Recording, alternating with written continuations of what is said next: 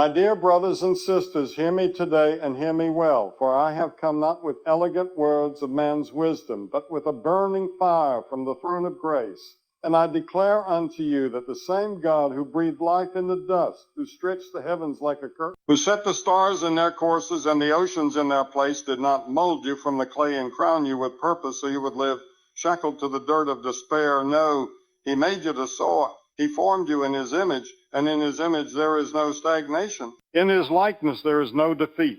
In his breath there is no bondage, for he breathed life into you with wings not chains, with purpose not punishment. And I say to you today, if you feel grounded, if you feel stuck, if you feel chained to mediocrity, it is not because God has clipped your wings. It is because fear has lied to you, failure has whispered to you, doubt has robbed you, and it's time to remember who your father is. For the same God who called Moses from the wilderness, the same God who lifted Joseph from the pit to the palace, the same God who gave David strength to defeat the lion, the bear, and then the giant is calling you now not to remain in the shadows of your past, but to rise, to climb, to ascend, to break forth and break free from every lie that says you are not enough, every whim that says you're too broken, every sin that says you're too far gone, because the truth is you were not created for the low places. You were not designed for the valley floor. You were not birthed into this world just to wander in circles and call it a life. No, you were made to soar, and soaring doesn't mean you're free from the wind. It means you're carried by it. And sometimes the storm you thought would destroy you is the very wind that will elevate you. And I declare to the doubting heart, to the weary soul, to the one who has forgotten the sound of the voice that called you by name, I say, lift your head, shake off the dust, straighten your back, because the Lord your God did not bring you this far to leave you where you are. He did not start this work in you just to abandon it halfway up the mountain. He is the finisher of your faith, the lifter of your head, the restorer of your soul. And he has more for you than this, more than what you've settled for, more than what you've been told, more than what you see around you. Because his plans for you are higher, his thoughts toward you are greater, his promises for you are deeper, and his calling upon you is stronger than the weight of your yesterday. Oh, how the enemy trembles when a child of God remembers who they are, when they rise from the ashes with the fire of heaven in their bones, when they realize they were never meant to crawl in shame, but to walk in victory, to run in purpose, to leap in faith, and to fly in destiny. For the Spirit of the Lord does not come upon you to decorate your cage. He comes to break it wide open. And I tell you now, if you're tired of crawling, if you're sick of circling the same mountain, if your soul cries out for more, it's because you were made for more. And the hunger you feel is not your weakness. It's your compass pointing you to the heights you were destined to reach. Don't you know, haven't you heard, has it not been told to you from the beginning, that they who wait upon the Lord shall renew their strength? They shall mount up with wings as eagles. They shall run and not grow weary. They shall walk and not faint. And you've been waiting not in vain, but in preparation. You've been enduring not as punishment, but as pruning. And the time is now. The moment is here for your strength to be renewed, for your hope to be restored, for your eyes to look beyond the fog of failure and into the light of promise. Because your wings were not clipped by God, they were hidden until the right time. And when the time is full and your faith is firm, you will rise and you will not fall. And I speak now to the dreamer who's been discouraged, to the visionary who's been mocked, to the leader who's been silenced, to the wounded who's been left behind. I say to you in the name of the Lord, do not give up, do not give in, do not accept the voice that says it's over. Because what God has begun in you is still alive. What he planted in your spirit has not died. It is only dormant, waiting for the fire, waiting for the breath, waiting for the moment when you remember that you are made for the sky, not the cage, for the call, not the comfort, for the mountain.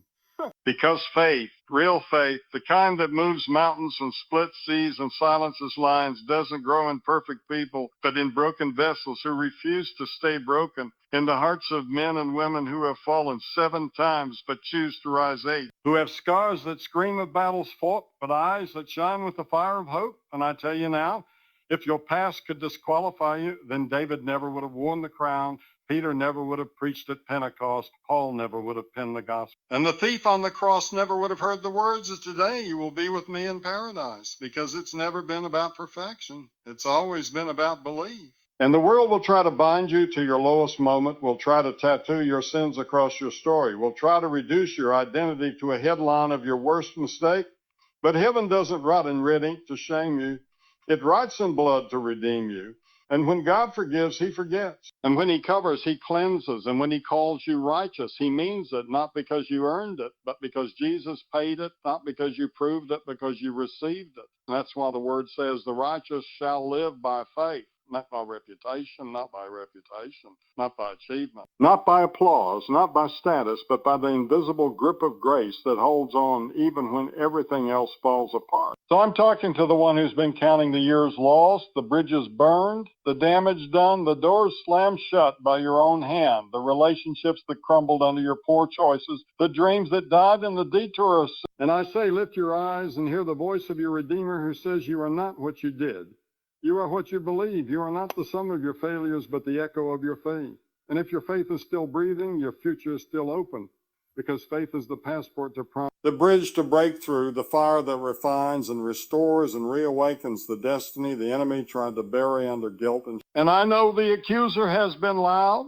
I know your memories have been cruel. I know every time you try to step forward, regret tries to drag you back. I know what it's like to weep over the ashes of what could have been, to wonder if you're too late, too far gone, too damaged to be used again. But I'm here to tell you that the blood still speaks a better word, that the cross is still the great reset, that mercy rewrites stories the world would have ended long ago, and that if you have faith the size of a mustard seed, you can still move mountains, not because you're mocked, but because you believe in the one who... Let me tell you, beloved, the enemy doesn't tremble at your title. He doesn't shake at your resume. He's not moved by your image or your influence. But when he hears faith rise from the ashes of your failure, when he sees you get back up after the fall, when he watches you lift your hands in worship after walking through hell, when he hears you pray again after you swore you'd never feel clean again, that's when he knows he's lost. Because faith is the fire that cannot be extinguished, the root that breaks through concrete, is the light that still shines in the darkest prison. And that's why I say again, you are not defined by what broke you, but by what still burns within you. So tear out the labels, break the mirrors that lie, throw down the name tags that say addict, a failure, a layer, unworthy, unloved, forgotten, and pick up the truth that this is a forgiven, a redeemed, a chosen, a called, a sealed, the anointed, you pointed. Because the voice of faith does not echo your sin, it declares your standing. It does not whisper your weakness. It proclaims his strength. It does not remind you of your fall. It calls you to rise, and though your sins were like scarlet, they shall be white as snow. Though your hands were heavy with regret, they shall be lifted with praise, because faith turns the end of your rope into the beginning of your miracle. And don't you dare forget that God always writes his best chapters after the breakdown, that he brings beauty from ashes, oil of joy from mourning, garments of praise from the spirit of heaviness, that your testimony will carry more weight than your title ever could, that your scars will speak louder than your sermons, and that somebody is waiting on the other side of your healing to hear that, yes, you failed, but no, you didn't quit. Yes, you wept, but no, you didn't stay down. Yes, you were wounded, but you worshiped anyway. And that your life is not a monument to perfection, but a living witness of grace. So rise, child of God, not with swagger, but with surrender, not because your record is clean, but because your Redeemer is faithful, not because you have it all together, but because your faith still holds when everything else falls apart. And walk into your calling not in fear, but in faith. Not in shame, but in sonship, not dragging your past behind you, but stepping into the promise before you. The God calls clean, no one can call unworthy. What he declares righteous, no devil in hell can overturn in what he begins in you. He is faithful to finish. Not because you're flawless, but because your faith is fixed on the one who is. And I say to you, with holy fire in my soul and eternity in my lungs, no matter what they said about you, no matter what you've done, no matter where you've been, you are not defined by your failures, but by your faith, by the cross that covered your sin, by the blood that sealed your future, by the spirit that still whispers to get up again, because your name is written not in the dust of your shame, but in the Lamb's book of life.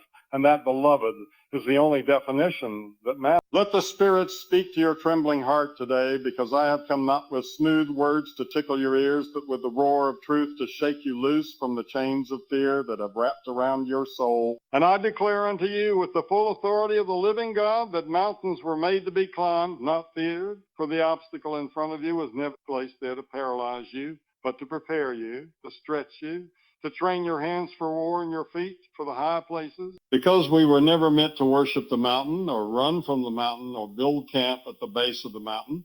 We were made to climb, to ascend, to take possession, to press forward, to dig deep and rise high. For the same God who stood on Sinai in fire now lives inside of you. And the fire that once shook mountains now burns in your chest. And I tell you, fear has lied to you. It has painted the climb as impossible. It has whispered to you that you're not strong enough, not ready enough, not worthy enough. And it has tried to convince you that the mountain is bigger than your calling, that the height is greater than the hand that holds you. But I'm here to remind you that the God who spoke light into darkness, the God who split seas and shattered Jericho's walls, the God who conquered the grave, does not tremble at mountains. And if he lives in you, neither should you. Because courage is not the absence of fear. It is the decision to climb in spite of it, to step forward when everything in you screams to turn back, and to believe that if God called you to the mountain, he will carry you through the climb. And there's something sacred about the struggle, something holy about the height, something powerful about the process, because God doesn't just meet you at the top. He walks with you every step of the ascent and every rock you slip on, every cliff you face. Every storm you endure is not proof of his absence, but evidence of his training, because he doesn't call the untested to the summit. He prepares the faithful in the climb. He strengthens them in the pressure, in the push, in the pain. Because the mountain doesn't shrink when you speak to it. It submits when you conquer it. When you put one foot in front of the other with praise on your lips and fire in your bones and trust in your heart that this path, though steep, leads to glory. And I want to speak to the weary one, the one staring at a mountain of debt, of sickness, of addiction, of generational curses, of broken dreams and shattered plans. And you've been circling the base too long. You've been praying for it to vanish. But maybe, just maybe, God didn't put that mountain there to move it. Maybe he put it there to move you, to grow you, to teach you, to test you. Because the mountain is not the enemy. Fear is the enemy, and faith is the key. And when your faith outgrows your fear, you'll realize that the height of the mountain is the measure of the testimony waiting for you at the top. And don't you forget that every great man and woman of God had to climb something. Abraham had to climb Mount Moriah. Moses had to climb Mount Sinai. Elijah had to climb Mount Carmel. Jesus himself climbed Golgotha carrying a cross. And if the Son of God himself did not shrink back from the mountain of sacrifice, then who are we to run from the mountains we face? For it is on the mountain that altars are built, that covenants are made, that fire. That the voice of God is heard not in the crowd, but in the stillness at the summit. And I say to you again, you were born to climb, not to climb. So stop staring at the mountain as if it has power over your destiny. Stop letting its size intimidate you and start letting your God-sized faith rise up within you. Because faith doesn't look at the mountain, it looks beyond. Faith doesn't measure the distance to the top, it remembers who walks beside you. Faith doesn't count how many times you failed. It declares that the righteous fall 7 times, but rise again, and I tell you the truth. The mountain that seems to block your path today may very well be the very place God will crown your victory tomorrow. And some of you have been asking God to take the mountain away, but he's saying, climb it with me. You've been praying for escape, but he's offering endurance. You've been begging for relief, but he's building resilience. And if you'll just stop running from it and start moving toward it, you'll find that your legs were stronger than you thought, that your heart was braver than you knew, that your spirit was more alive than you believed, and that the wind that howled to scare you was the same wind that would one day sing your triumph. Yes, the path will be narrow. Yes, the way will be steep. Yes, the nights will be long, and the flesh will grow weak. But the same Spirit that raised Christ from the dead dwells in you and will quicken your mortal body. And when your strength fails, his will not. And when your feet, his hand will catch you. And when the mountain gets higher, your praise must get louder. Because worship is your climbing rope, the word is your foothold, and the promise of God is the summit that cannot be shaken. And I don't care what your past has told you. I don't care what your family history says. I don't care what labels they put on you. I don't care what the statistics predict. Because the truth is not in your past. It is in your promise. And the God who calls you up the mountain has already made a way to bring you through it. So shake off the dust of fear. Gird up your loins with truth. Take up your cross. Lift your eyes to the hills and climb, climb, climb, climb with holy defiance. Climb with relentless courage. Climb with the authority of heaven in your step and the fire of destiny in your... And I say to every heart within the sound of these words, every dreamer who's stalled at the base, every warrior who's wondered if they have what it takes, every believer who forgot that they were built for heights. Mountains were made to be climbed, not feared. And if you will take one step of faith, heaven will meet you with grace. Angels will walk beside you.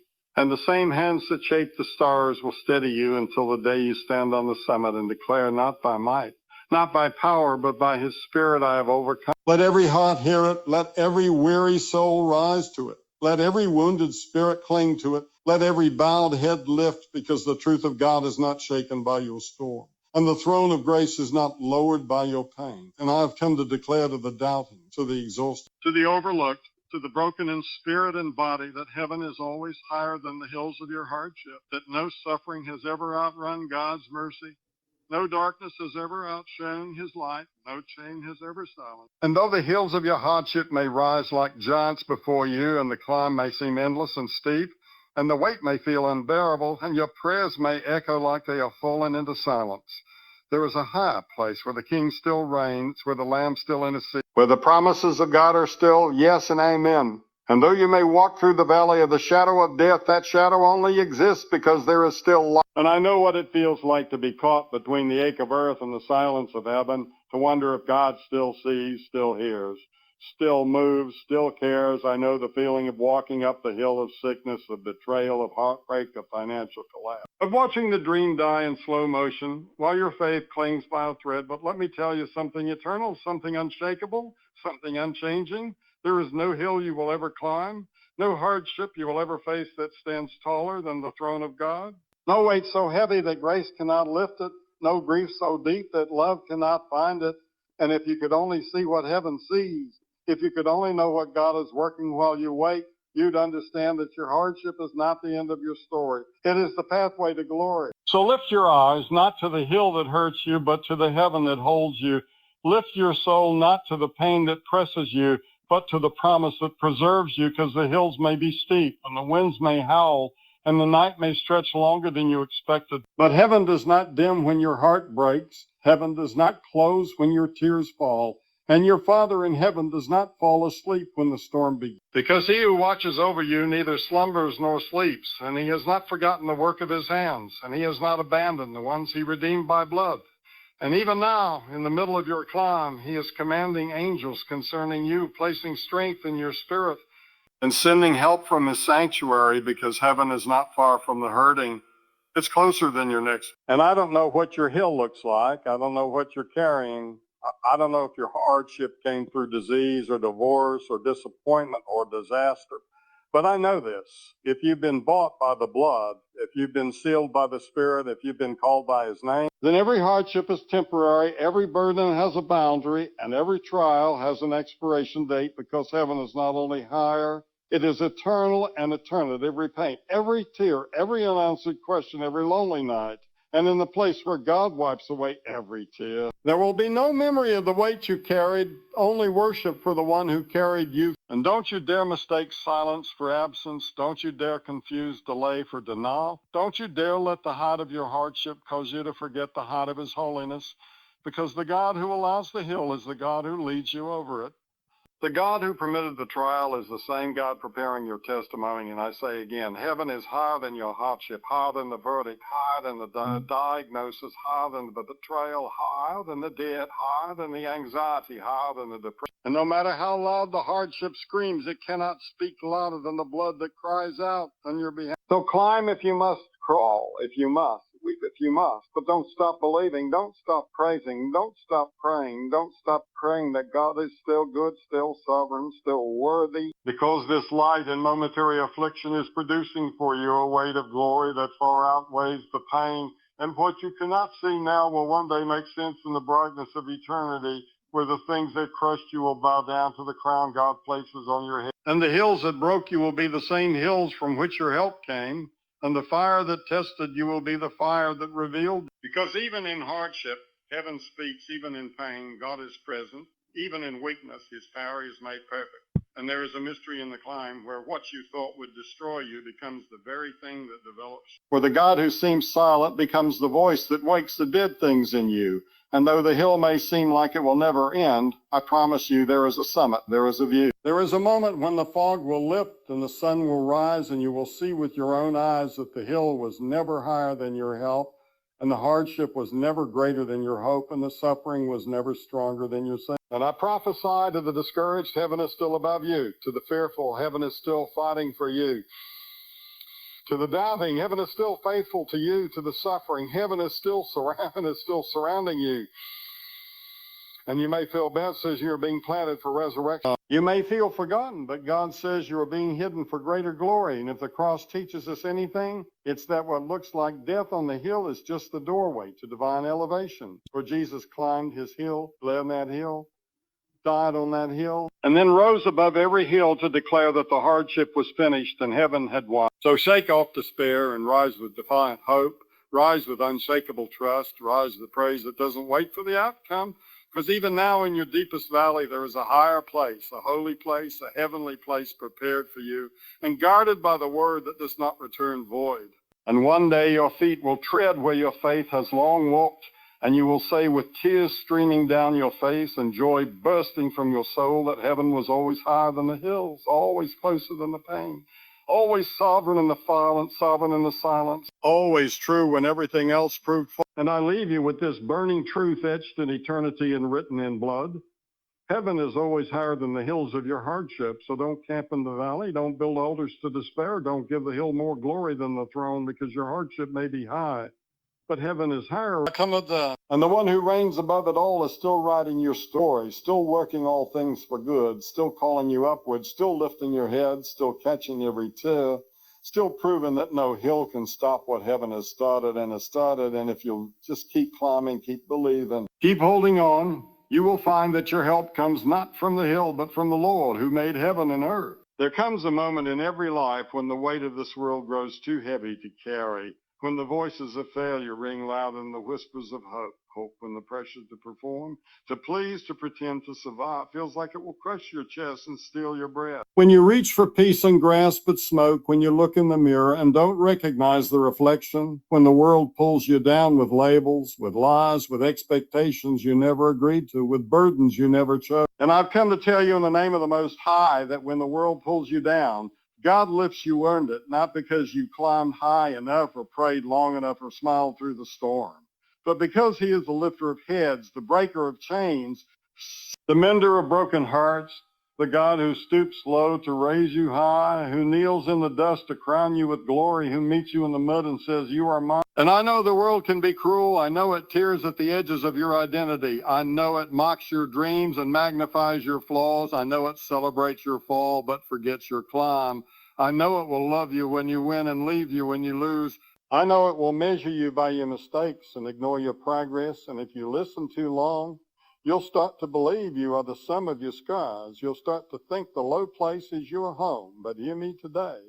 God does not consult your past to define your future. He does not agree with your critics. He does not echo the world's opinion of you. And when the world pushes you into the pit, steps into that pit with resurrection in his hands and calls you by your name, not your shame. Because his love is not based on performance, but presence, not based on success, but surrender, not based on your climb, but his cross. And if you are crushed, he is close. If you are low, he is leaning toward you. If you are lost, he is looking for you. And he doesn't wait for you to rise before he reaches in the fall, in the dark, in the silence, in the failure.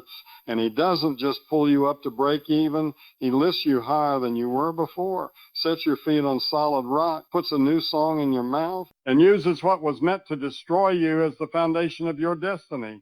Because grace does not leave you where it finds you. It always takes you. And when the enemy says you're finished, God says you're just beginning.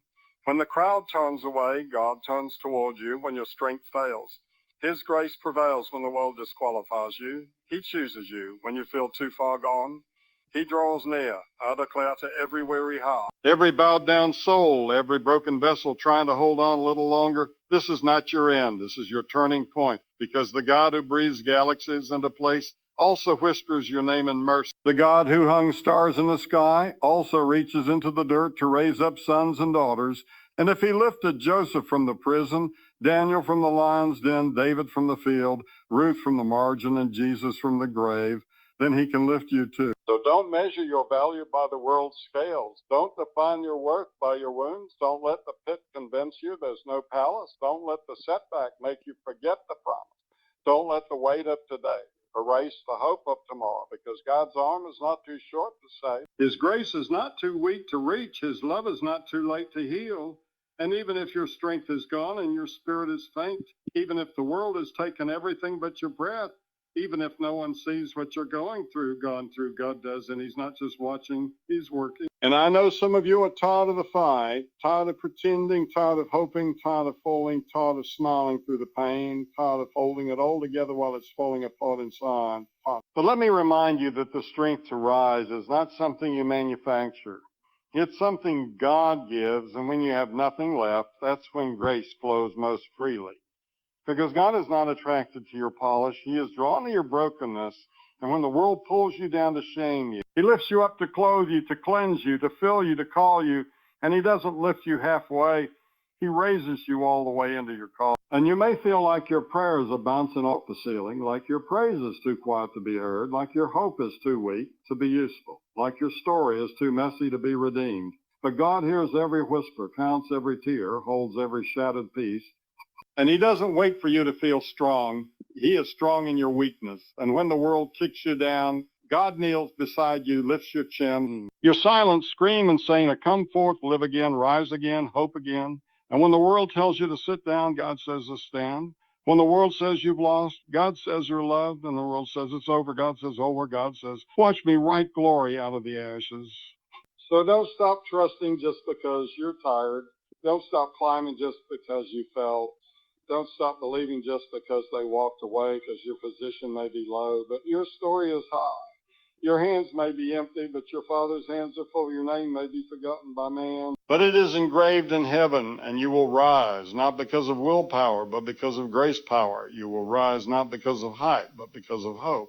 And you will rise not because of what you, but because of what he did when he took the lowest place to lift you to the highest promise. And I proclaim with every fiber of fire in my soul that no matter how far you've fallen, no matter how hard the hit, no matter how loud the mockery or how long the silence, when the world pulls you down, God lifts you up, and he lifts you not just back to where you were, but into places you never imagined, with peace you never knew, with joy that defies logic, with strength that stuns the world. Because he who began a good work in you is not finished. And when this world presses you to the ground, that's where seeds are planted.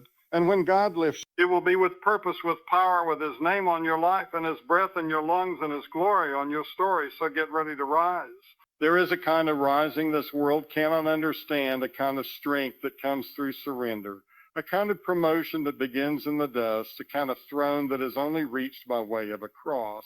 And I'm here to tell you with holy fire burning in my bones that true elevation comes when you kneel before the Almighty, not when you chase the applause of men, not when you strive for status or claw for recognition, not when you gather titles or build platforms or impress crowds. But when you fall face down before the King of Kings and lay your crowns at his feet and say, not my will, but yours be done. Because the world says rise up and stand tall, but heaven says bow low and watch me raise you up. And there is a secret in the soil that the proud will never know, that the strong will never seek, that the ambitious will overlook. But the humble find it unease where the floor becomes an altar, where the ground becomes holy, where tears become prayers and silence becomes sacred. Because the highest place in the kingdom is not behind a podium, but before the throne, not in self-exaltation, but in self-denial. Not in popularity, but in presence. Not in striving, but in surrender. And I declare to every heart that has been overlooked by man, but seen by God, that if you've bowed low in the secret place, you are already standing tall in the courts of heaven. Because the Almighty does not measure greatness the way we do. He does not promote the proud or parade the self-made. He exalts the contrite. He lifts the crushed. He honors the hidden. And if you want to go high with God, you must go low in yourself. You must learn the language of brokenness. The song of surrender, the posture of prayer, for it was not in the palace that David found greatness. It was in the pasture. It was not on the stage that Moses was formed. It was in the wilderness. It was not at the table of kings that Daniel received power. It was in the posture of prayer 3 times a day, window open, heart exposed, knees on the ground while lions roared and kingdoms watched. And it was not through applause that Jesus was lifted. It was through agony, not through politics, but through prayer. Not by the sword, but by submission. And if the Son of God knelt in Gethsemane, then who are we to rise without first kneeling? Who are we to preach without first weeping? Who are we to build without first bowing? Who are we to lead without first listening? Because true authority only comes from alignment, and true elevation is not made. It is God ordained. And the path to glory is paved with humility, with repentance, with worship that doesn't need music and obedience that doesn't need a stage. So if you feel like no one sees you, like your prayers are going unnoticed, like your serving is being forgotten, take heart, because heaven sees what is done in secret and rewards in power. And the hands that have been lifted in worship when no one was looking will one day be lifted in victory when everyone is watching. And the tears that have soaked your floorboards will become rivers of anointing. And the moments you chose kneeling over climbing, chosen over chasing, yielded over yelling will be the very reasons God places his hand on you in due season and says, come up high. And I dare say that the reason some fall from great heights is because they were never meant to be there, because they elevated themselves instead of being elevated by the Almighty, because they built platforms faster than they built altars, because they pursued calling louder than they pursued character. And if you ever forget to kneel, you will lose the power to stand if you ever forsake the secret place. You will be crushed by the public one, and what you build without prayer will collapse without warning. But what is born in surrender will be sustained by grace, and what is birthed in brokenness will be lifted by glory. And you may not have a name they know, but heaven knows you. You may not have credentials that impress men, but you have scars that move angels. And if you've been walking low, crying deep, serving quietly, then get ready, because when God leaves, then get ready. Because when God lifts you, no one can lower you. When God opens the door, no man can shut it. And when he exalts you, it won't be shallow or fleeting or fake. It will be firm. It will be founded in him. It will be sealed by heaven and soaked in fire. So let the world chase its idols and its lights, but you, child of God, find your greatness in the shadows. Find your power on your knees. Find your treasure in his presence. For what the world calls weak, God calls worthy. What the world overlooks, God anoints. And what the world calls foolish, God calls chosen. And I came to tell you that it is not in the hustle, but in the hush that you are changed. It is not in the crowd, but in the closet that you are filled. And it is not in your strength, but in your surrender that God writes destiny over your life. If you're tired of climbing ladders that lead nowhere, of chasing applause that never satisfies, of building towers that reach the clouds but not the heavens, then kneel not in defeat, but in devotion. Kneel not in fear, but in faith. Kneel. Not because you've lost, but because you've found the only one worth rising for.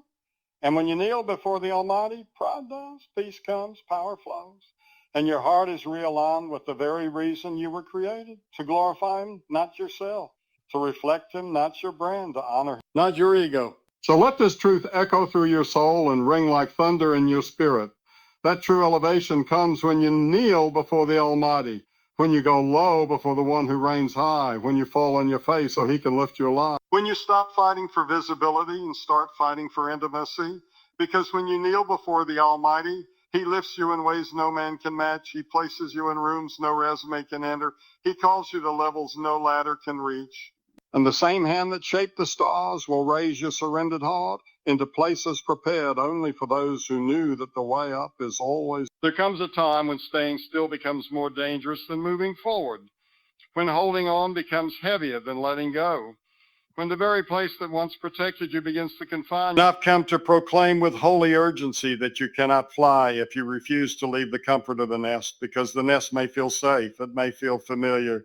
It may have been the place where you were fed and formed and sheltered and nurtured, but it was never meant to be permanent. Never meant to hold your future, never meant to contain your calling, because the God who knit your wings didn't design you to settle, didn't equip you to stay grounded, didn't anoint you to survive in safety, but to soar and surrender. The nest will whisper lies to your spirit if you linger too long. It will tell you that the unknown is too wide, that the wind is too wild, that the world is too dangerous, that your wings are too weak. And if you listen to fear more than faith, you'll clip your own wings before you ever take flight. And I'm here to tell you that the same God who formed the eagle did not place you in the nest to die there. He placed you there to be launched, to be taught, to be prepared. And when the time comes, the shaking is not punishment, it's permission. But the stirring is not rejection, it's redirection. And when everything around you starts to shift and unravel, don't curse the wind, because the wind is what your wings were made. And I know what it feels like to cling to what's known, to stay where it's easy, to fear the fall more than you trust the flight. But if you stay where you are, you will never become what God designed. You'll never taste the altitude of your assignment. You'll never feel the wind of heaven beneath your purpose, because safety is not the same as peace, and comfort is not the same as calling, and security is not the same as significance. And you can either stay in the nest where it's predictable or leap into the unknown, where faith becomes sight and miracles meet. Because every great calling begins with a great risk. Every testimony is born from a departure. Every rising starts with a release. And Abraham had to leave its country. Moses had to leave the palace. Peter had to leave the boat, and Jesus had to leave heaven.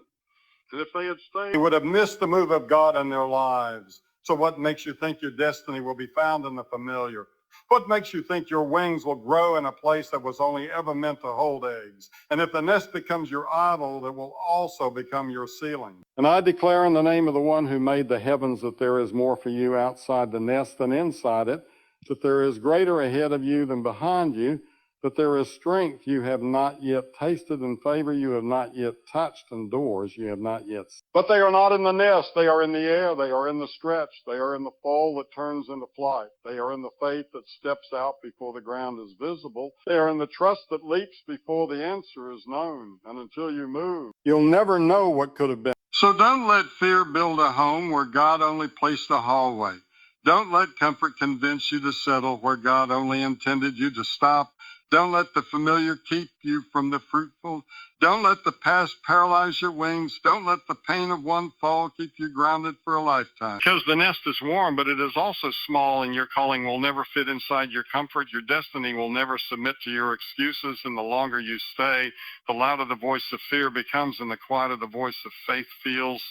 And the enemy would love nothing more than to keep you fed but caged. I speak a word of breaking over your spirit, that the fear that kept you in might keep you down, that the lies that built your ceiling are being torn off by truth, that the comfort that cradled you is being shaken by the same God who says, we were born for more. And if the nest begins to feel too small, rejoice, because it means your wings are ready.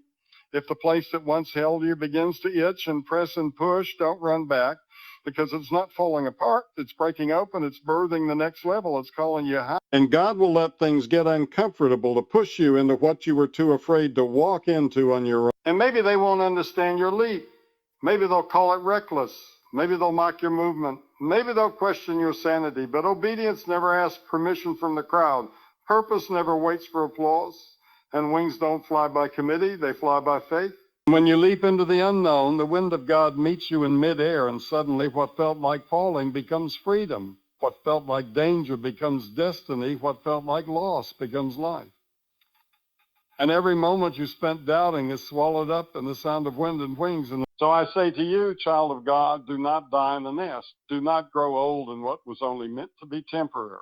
Do not silence your calling to satisfy your comfort. Because nests are for seasons, but flight is forever. Nests are for preparation, but air is for transformation. Nests are for growth, but skies are for glory. And if you never leap, you'll never know what it's like to soar. And if you never risk, you'll never rise. And if you never leave what's easy, you'll never find what's eternal. And I declare without hesitation, without apology, and with holy thunder in my voice that you cannot fly if you refuse to leave the comfort of the nest. Because the one who made your wings is calling you higher. The one who shaped your soul is drawing you forward. The one who lit the stars has written your name into the winds, and it's time to leap, time to trust, time to rise, time to soar, because faith doesn't wait for the storm to stop. It flies into it with wings wide open, knowing the wind beneath them was sent by God himself. There is a force stronger than fear and deeper than desire and more powerful than applause, and it does not come from men or from ambition or from flattery, but from the throne of heaven itself, and it is called purpose. And I'm here to declare to your tired bones and your weary heart and your confused mind that purpose is the wind beneath your wings, not talent, not charm, not personality, not hustle, not hype, not charisma, but purpose. And when heaven breathes destiny into your soul, it becomes impossible to stay grounded, because the God who authored your life did not write small dreams or shallow goals or selfish plans, but a divine assignment that lifts you when you feel empty and carries you when you can't see clearly and moves you when everyone else stays still. Because when you fly with purpose, you don't need the wind of people's opinions. You don't need the applause of the crowd. You don't need the favor of the famous. You don't need the green light from culture because something stronger and surer and deeper is pushing you forward. And even when your strength fails and your confidence falters and your plans collapse, purpose keeps rising, purpose keeps pushing, purpose keeps lifting you above the fog, above the failure. Because it's not about where you've been or what you've done or how long you've waited. It's about what heaven planted in your spirit before you were born. And this wind doesn't come from the world. It doesn't come from comfort. It doesn't come from convenience. It doesn't come from chasing what everyone else is chasing. Because purpose is not about having an easy life. It's about having a meaningful one. And some of the strongest wings are forged in the fiercest storms. Some of the deepest callings are born in the darkest valleys. And some of the most powerful flight happens when the nest is on fire and the ground gives way and there's nothing left to rely on but the whisper of God and the pull. Destiny and the knowledge that you are made for more than just survive. Because you can build a life that looks good and still feel empty. You can succeed by the world's standards and still feel like you're sinking. You can gather possessions, praise, and promotions and still have no peace. But when you step into your purpose, you step into your alignment. And when your soul aligns with your assignment, there is a kind of wind no man can stop, a kind of lift no critic can cancel, a kind of power no darkness can drown.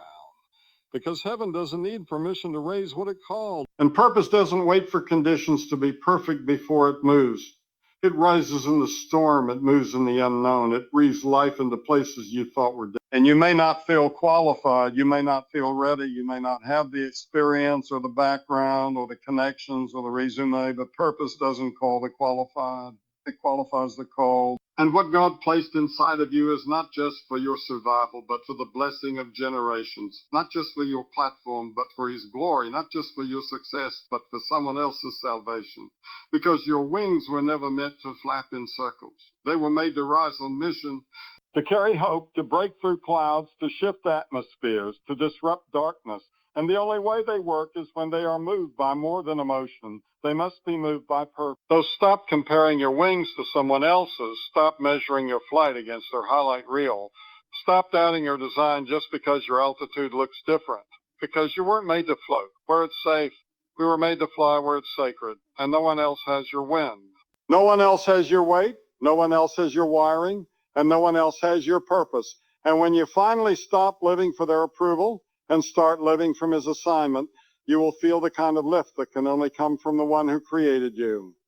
And yes, there will be turbulence. Yes, there will be crosswinds and delays and storms and silence. But even in the waiting, the purpose is working. Even in the pause, the wind is gathering. Even in the stillness, your wings are being strengthened. And you may not see progress with your eyes, but something is shifting in the spirit. Something is building in the atmosphere. Because heaven never wastes a moment of surrender. And when you yield to purpose, you become a vessel, you become a current, you become a storm breaker, a burden lifter, a hope-carrying, truth-speaking, glory-chasing force that the gates of hell cannot. And I say to you, don't give up in the middle. Don't land just because it's hard. Don't settle just because you're tired. Don't crash into comfort when you were meant to cruise in calling. The purpose is not finished. The story is still unfolding. And the very resistance that made you question your wings is the same resistance that will build your lift. And when you rise with purpose, you rise with power. And when you rise with power, you rise with peace. And when you rise with peace, no storm can ground you and no enemy can stop you. So lift your head, spread your wings, trust the wind, and rise, not because it's easy, not because it's safe, not because the nest is gone, but because the one who breathed life into your lungs has also breathed purpose into your bones. And He didn't bring you this far to clip your wings.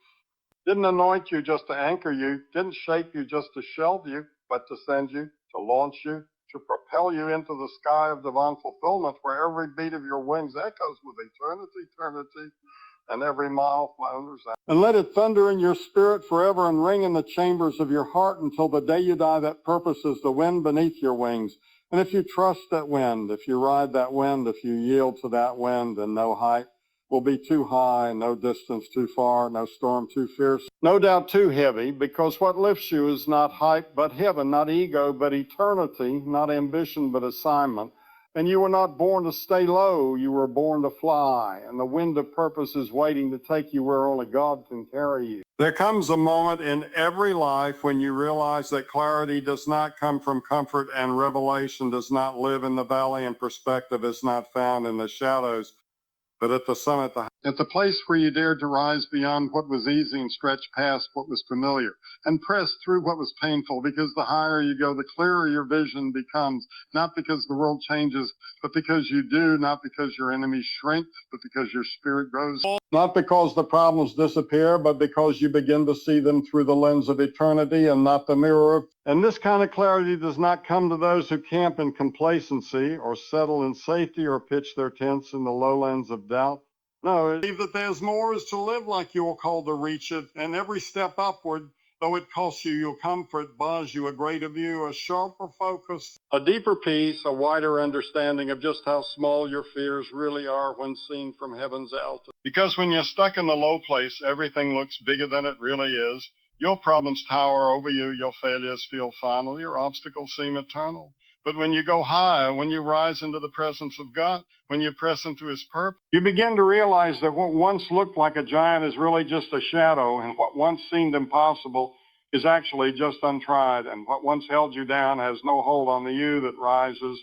And suddenly your past is behind you, your fears are beneath you, your shame is shrinking, and your soul begins to see what it was always meant to see. Because clarity is not a gift for the casual. It's a reward for the committed. It's a prize for the persistent. It's a vision reserved for those who choose the climb over the couch, the push over the pause, the stretch over the still. And when you rise into the higher places of faith and obedience and surrender and truth, you start to see what's real. You start to see what matters. You start to see what God sees. And suddenly you stop living like a victim and start walking like a vessel.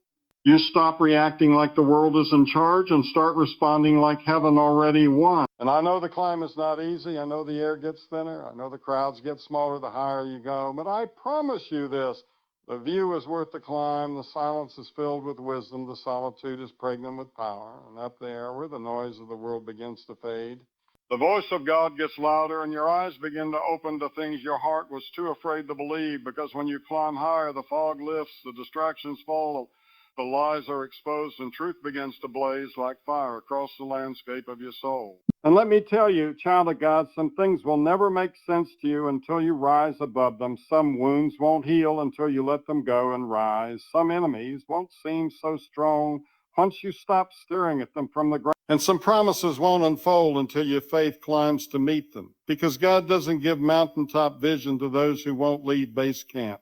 And heaven's strategy is not handed out in the comfort of the crowd, but in the stillness of the summit. And when you rise with God, you begin to realize that your pain had a purpose, your trial had a lesson, your delay had a direction, and what once confused you now begins to speak with clarity. Because the higher you go, the smaller your problems become, the louder your purpose speaks.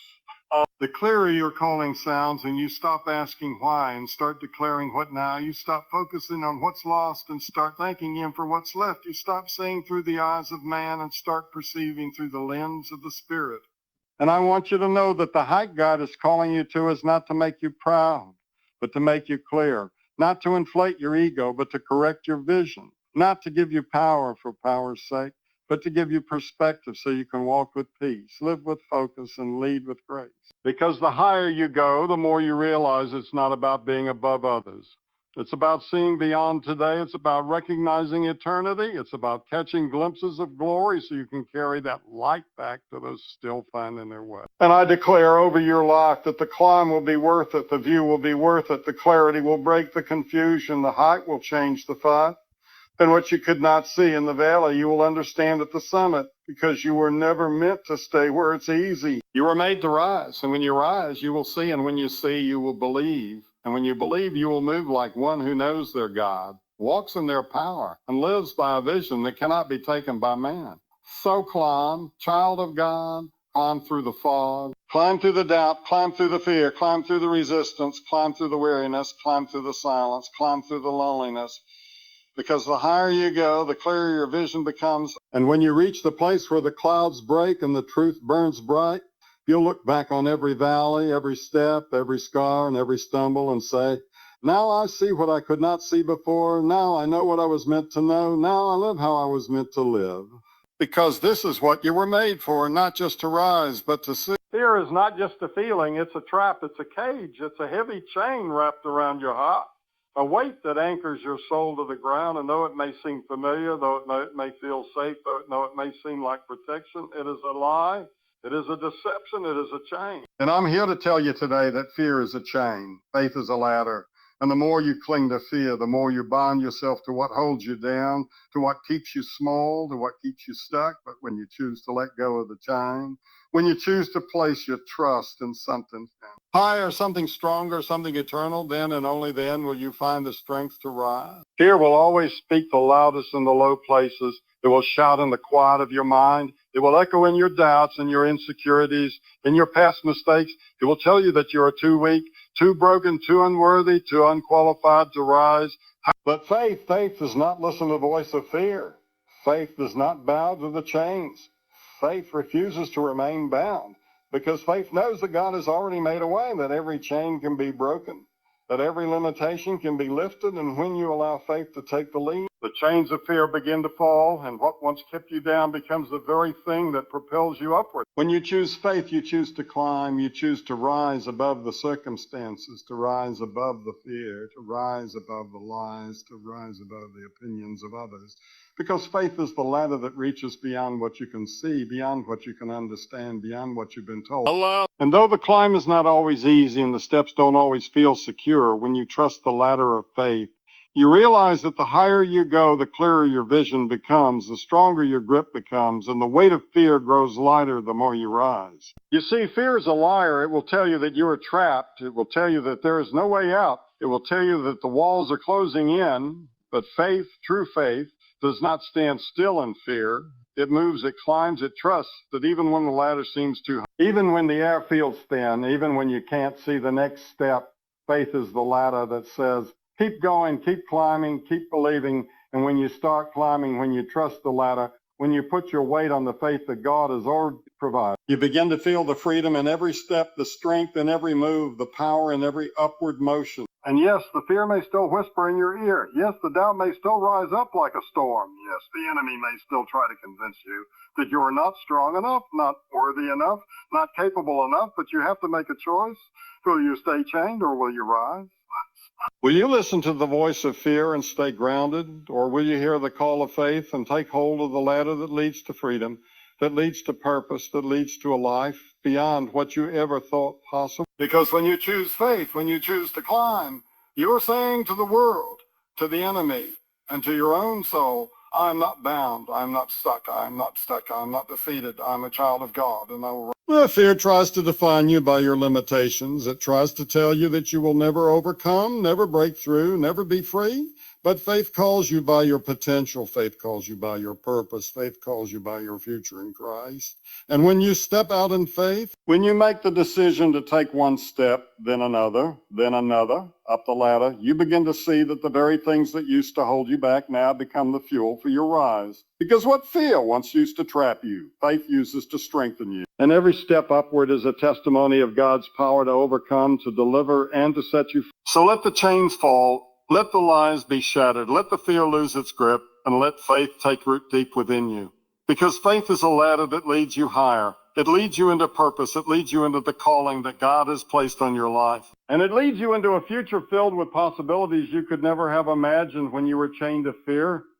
But now that you are free, now that you are rising, you begin to see the vastness of God's plan for you and the beauty of his design and the greatness of his love that holds you steady as you climb higher and higher. And though the world will tell you to stay put, though people may question your steps, though the climb may get difficult and the path may seem uncertain, remember that the ladder of faith is not built on human understanding, it's built on divine trust. And the one who holds the ladder has promised never to let you fall. He has promised that you will rise. He has promised that you will overcome. He has promised that you will reach heights you never dreamed of. And every chain that tried to hold you down will fall powerless at your feet when you choose to rise. And I speak freedom over your life. I speak deliverance over your spirit. I speak vision over your heart, because fear is a chain. And if you are still held by it, it's time to break free. It's time to stop believing the lies that keep you bound, because the ladder of faith is waiting for you. The promise of freedom is within your reach. The power to rise is in your hands, and all it takes is one step forward, one moment of trust, one choice to believe that the ladder is strong enough, that the climb is worth it, and that the destination is greater than you ever imagined. So rise today, rise in faith, rise above your failures, rise above the chains that have held you. Because faith is a ladder, and when you take that first step, you will begin to see the world through the eyes of freedom. The eyes of freedom, the eyes of hope, the eyes of victory. And you will look back at the chains of fear and see them for what they truly are. Broken, powerless, and no longer a part of your story, because you were never made to stay in the ground. You were made to climb, to rise, and to soar, and in the power of faith, your rise has only just begun. There are moments when the weight of the past feels unbearable, when the wounds of yesterday feel like they're still fresh, when the pain you thought you buried begins to surface, and it threatens to steal your joy, your peace, and your purpose. And in those moments, the enemy will try to convince you that your past defines you, that your mistakes are your identity, that the scars are permanent. But I am here to declare to you today, don't let past pain sabotage future glory, because you are not what happened to you. You are who God says you are. And no amount of hurt, no amount of failure, no amount of disappointment can stop the glory that is ahead of you if you choose to let go and move forward. You see, the enemy loves to remind you of what went wrong, to show you the places where you fell short, to drag you back into the moments you wish you could forget. And the pain tries to speak louder than your calling, louder than your dreams, louder than your destiny. But God has not called you to live in yesterday's pain. He has called you to rise from it, to stand in His grace, to step into the future He has prepared for you, because the glory He has for you is not limited by your past, but by your willingness to trust Him with it. To release it to Him and believe that He can turn every tear, every trial, and every tragedy into a platform for His glory. And yes, there will be moments when the scars of your past will try to speak over your future, when the doubts will rise, when the fear of failing again will grip your heart. But remember this, pain does not have the final word. Your past does not have the final say. Because God is the one who writes your story, and His story for you is one of redemption, restoration, and He doesn't erase the past, He redeems it. He doesn't ignore the hurt. He heals it, and He doesn't leave you in your brokenness. He lifts you to a place of purpose where your pain becomes a testimony and your story becomes a signpost of His power to restore and renew. The glory that God has set aside for you is not held back by what happened yesterday. It is not stunted by what you have lost. It is not crippled by what you have been through, because God is a redeemer. And when you allow Him to take the ashes of your life, when you allow Him to heal the wounds that have haunted you, He will turn them into something beautiful, something powerful, something that will not only change your life, but the lives of those around. Don't let the enemy steal the future glory God has promised you by holding on to yesterday's hurt. Let go and let God move you forward. There are some who carry the weight of their past like an anchor, weighed down by the pain, shackled by the memories, believing that their best days are behind them. But I declare to you today that the glory ahead of you is greater than anything in your past, that the future God has for you is filled with hope, promise, and purpose. And the enemy can never stop the plans of God for your life unless you give him permission to, unless you choose to stay in the past, unless you choose to remain stuck in the wounds that he is trying to heal. And today, I'm telling you, let the past. Forgiveness is key to moving forward, not just forgiving others, but also forgiving yourself. Because if you hold on to guilt, if you hold on to regret, if you hold on to shame, you are allowing the enemy to keep you in chains. But when you choose to forgive, when you choose to release, when you choose to trust that God has already paid the price for your mistakes, then you are unlocking the door to freedom, and the glory of God can pour in. Because he cannot fill a vessel that is already full of bitterness, resentment, and regret. But when you empty yourself of the pain of your past, you make room for the glory of your future. And yes, there may be scars. Yes, there may be reminders of the pain, but don't you dare believe the lie that those scars are evidence of your failure. Because scars are evidence of healing. Scars are proof that you've come through something, that you've overcome something, that God has been faithful to restore what was broken. And when you step forward in faith, those scars will no longer be chains holding you back. They will be marks of victory, declaring that you are not defined by what you've gone through, but by what you've overcome. And those scars will shine with the glory of God's. If you allow your past pain to control your future, you are letting it steal the life that God has already purchased for you. But when you rise above it, when you surrender it to God, when you stop letting the past dictate your present, then you begin to walk in the power of the resurrection and the power of the one who overcame death, who overcame sin, who overcame every obstacle standing between you and your purpose, And as you move forward in faith, you begin to see that every step you take in the direction of your destiny is a step toward glory. And nothing in your past can stop that. So hear me today, beloved. Don't let past pain sabotage future glory, because the glory that is waiting for you is far greater than the pain that has tried to hold you back. The purpose that is ahead of you is far more powerful than the shame that has tried to define you. And the future that God has for you is far brighter than any regret or heartache that has tried to steal your joy. And when you choose to step out of the shadows and into the light of His grace, you will see that His glory is not something far away. It's something that's already been given to you. And every step you take forward is a step into the abundant life He promised. So let go of the pain, release the regret, and stop looking back with eyes of fear, and instead look forward with eyes of faith. Because God is calling you to a future filled with glory, filled with hope, filled with hopelessness, and no pain, no faith. No loss can stand in the way of the glory that is coming. And as you press forward, as you choose to rise above the hurt, as you choose to trust that your best days are still ahead, you will see that what was meant to destroy you is the very thing that God will use to elevate you. And you will walk in the glory He has prepared for you. It is easy to settle in the valley, to grow comfortable in the low places where the air is thick and the climb seems too steep, where the journey feels long and the reward feels distant. And while the valley may offer temporary shelter, while it may seem like a place of safety or rest, deep down you know that it's not where you're meant to stay, because the summit is calling you, the heights are calling you. And though the valley offers comfort, it doesn't offer fulfillment. And though the journey to the top demands everything you from the summit. Oh, the view from the summit is worth every sacrifice, every tear, every moment of discomfort, because what lies ahead is a glory you can't even imagine from the ground. The summit always costs more than the valley. It costs your comfort, it costs your convenience, it costs your easy path, and sometimes it costs your security. But what it gains you is immeasurable. What it brings you is far more valuable than anything you could have gained by staying in the valley. Because in the valley, you are surrounded by limitations, by obstacles, by everything that keeps you grounded. But when you choose the climb, when you choose the cost, when you embrace the challenge, you discover a strength you never knew you had. You discover a purpose that pulls you beyond what you can see, and you discover a power that comes only when you push past the easy road and press toward the place where only faith can take you.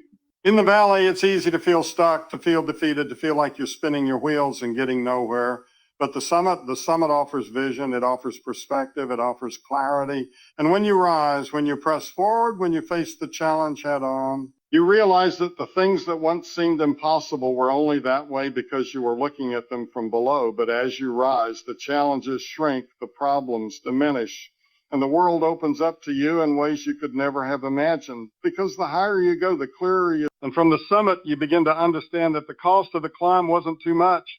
It was the price of greatness. It was the price of purpose. It was the price of victory. And the cost may feel heavy at times. It may feel like you're giving up more than you can bear. It may feel like the weight of the world is on your shoulders. But let me tell you this. The weight of the summit is nothing compared to the glory of reach. The trials you endure on the way up are nothing compared to the triumph that awaits you at the top. And though the climb is not easy and the path is not smooth, you will never regret the effort, because what you gain in wisdom and growth and strength and character and in faith is worth far more than the temporary comfort the valley promises, and the view from the top will show you just how much you've gained and how far you've come, and you'll realize that every step, every sacrifice was worth it. For every moment of exhaustion, for every tear you've shed in the quiet of the night, for every moment you felt like turning back, you will look back from the summit and see that those were the moments that shaped you. Those were the moments that built the strength in your legs, the endurance in your heart, the courage in your soul, because the valley was not meant to keep you down. It was meant to prepare you for the climb. It was meant to teach you the lessons you needed to learn. It was meant to forge you into someone who could rise. And when you finally reach the top, you will understand that the cost was nothing compared to the reward, because what God has for you on the summit is greater than anything you could have gained without it. Don't let the cost scare you. Don't let the challenge intimidate you, because the summit is not just about what you get at the top. It's about who you become on the way up. And though the climb requires sacrifice, though it requires every ounce of strength, faith, and persistence you have, it will also give you back more than you could have imagined, because the glory at the top is not just about the view. It's about the transformation that happens inside of you as you climb. as you push past your limits, as you rise above the distraction. And as you keep going, when everything in you tells you to stop, and when you get to the top, you'll know that it was all worth it. Every step, every breath, every ounce of energy you poured into the climb. You see, the summit is not just for the strong, it's for the faithful. It's for those who dare to believe that there is more beyond the valley, that there is a calling higher than what they've settled for, that there is a glory on the other side of the struggle that is worth every ounce of effort. Every sacrifice, every tear, every prayer, and when you rise to meet it, you'll see that all the pain, all the challenges, all the sacrifices you made were merely preparation for what God had in mind all along. And the glory you experience on the summit will not just be yours. It will be the glory of God reflected in the beauty of your journey, in the victory of your climb, and in the strength of your soul. So take heart and don't shrink back from the cost of the climb, because the summit always costs more than the valley, but the glory you find there is priceless. And though the road may seem long, though the path may seem unclear, though the obstacles may seem insurmountable, the glory at the top is worth it. The promises of God are waiting for you. The purpose He has set aside for you is waiting for you. And the strength to get there is already within you, because He who has called you to the summit is faithful to see you through the climb. And He will not leave you in the valley forever. He will raise you up, and He will bring you into the place where the glory of His presence shines brighter than you ever dreamed. And I declare to you today that the summit is not just a destination. It's a place of encounter, a place where you will meet the fullness of your calling, a place where you will see clearly the purpose you were created for, a place where you will experience a peace that surpasses understanding, a joy that overflows, and a power that propels you forward into all that God has for you. And though it costs you something to get there, what you gain is priceless. And what you lose in the process will be nothing compared to what you gain in His presence, in His purpose, and in His glory. Well, don't let fear hold you back. Don't let the cost discourage you, because the summit always costs more than the valley, but it's worth it. And when you reach that place, when you stand on the heights and look back on all that you've overcome, all that you've endured, all that you've sacrificed, you will see that the glory that awaits you was worth every step, every moment of discomfort, every ounce of strength, and you will declare with all your heart that the climb was not only worth it, it was what you were made for. Because you were never meant to stay in the valley.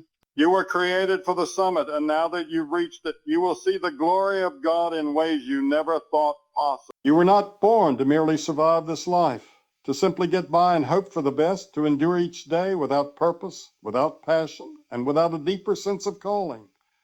Because you were made for something far greater. You were made for significance, made to leave a mark on this world, made to impact lives, to touch hearts, and to fulfill a destiny far beyond your imagination. And though the world may try to pull you into its cycle of mediocrity, of mere survival, I declare to you today that God has placed something in you, a calling, a purpose, a fire that will not be satisfied with simply existing, but will stir you to rise above the noise and live with the kind of significance that only He can give.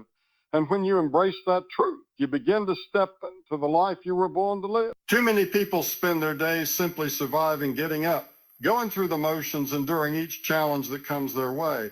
But surviving is not your destiny. It is only a temporary condition meant to teach you, to mold you, and to prepare you for something more. Because the purpose within you is far greater than the circumstances around you. And though you may find yourself in seasons where survival feels like the only option, know this: God has more for you. He has designed you to thrive, to influence, to live with purpose. And when you choose to walk in that purpose, you begin to move from survival mode into significance, where your life becomes a reflection of His glory. And every step you take brings you closer to the fullness of His calling for your life. Survival may be the response to hardship, the reaction to fear, but significance is the result of embracing your God-given calling. It is the response to vision, to passion, to a heart that beats for more than the status quo. Because God didn't create you to simply endure. He created you to make a difference from the world around you, to be a vessel of His love, His grace, and His power. And when you stop living beneath your potential and start living in alignment with His purpose, you will see that your life has immeasurable significance, that every moment, every choice, every action carries eternal weight, because you are living for a purpose greater than yourself. And that is what makes your life truly significant. You were made to leave a legacy, not just to pass through life unnoticed, because significance is about making an impact that outlives you. It's about sowing seeds that will grow long after you're gone. It's about touching lives in a way that shapes history, that changes, that transforms hearts. And when you realize that your life is not about just getting through, not about just surviving, but about stepping into your God-given purpose, you begin to see that every obstacle becomes an opportunity. Every challenge becomes a chance to rise. And every moment of hardship becomes a stepping stone toward the significance that awaits you on the other side.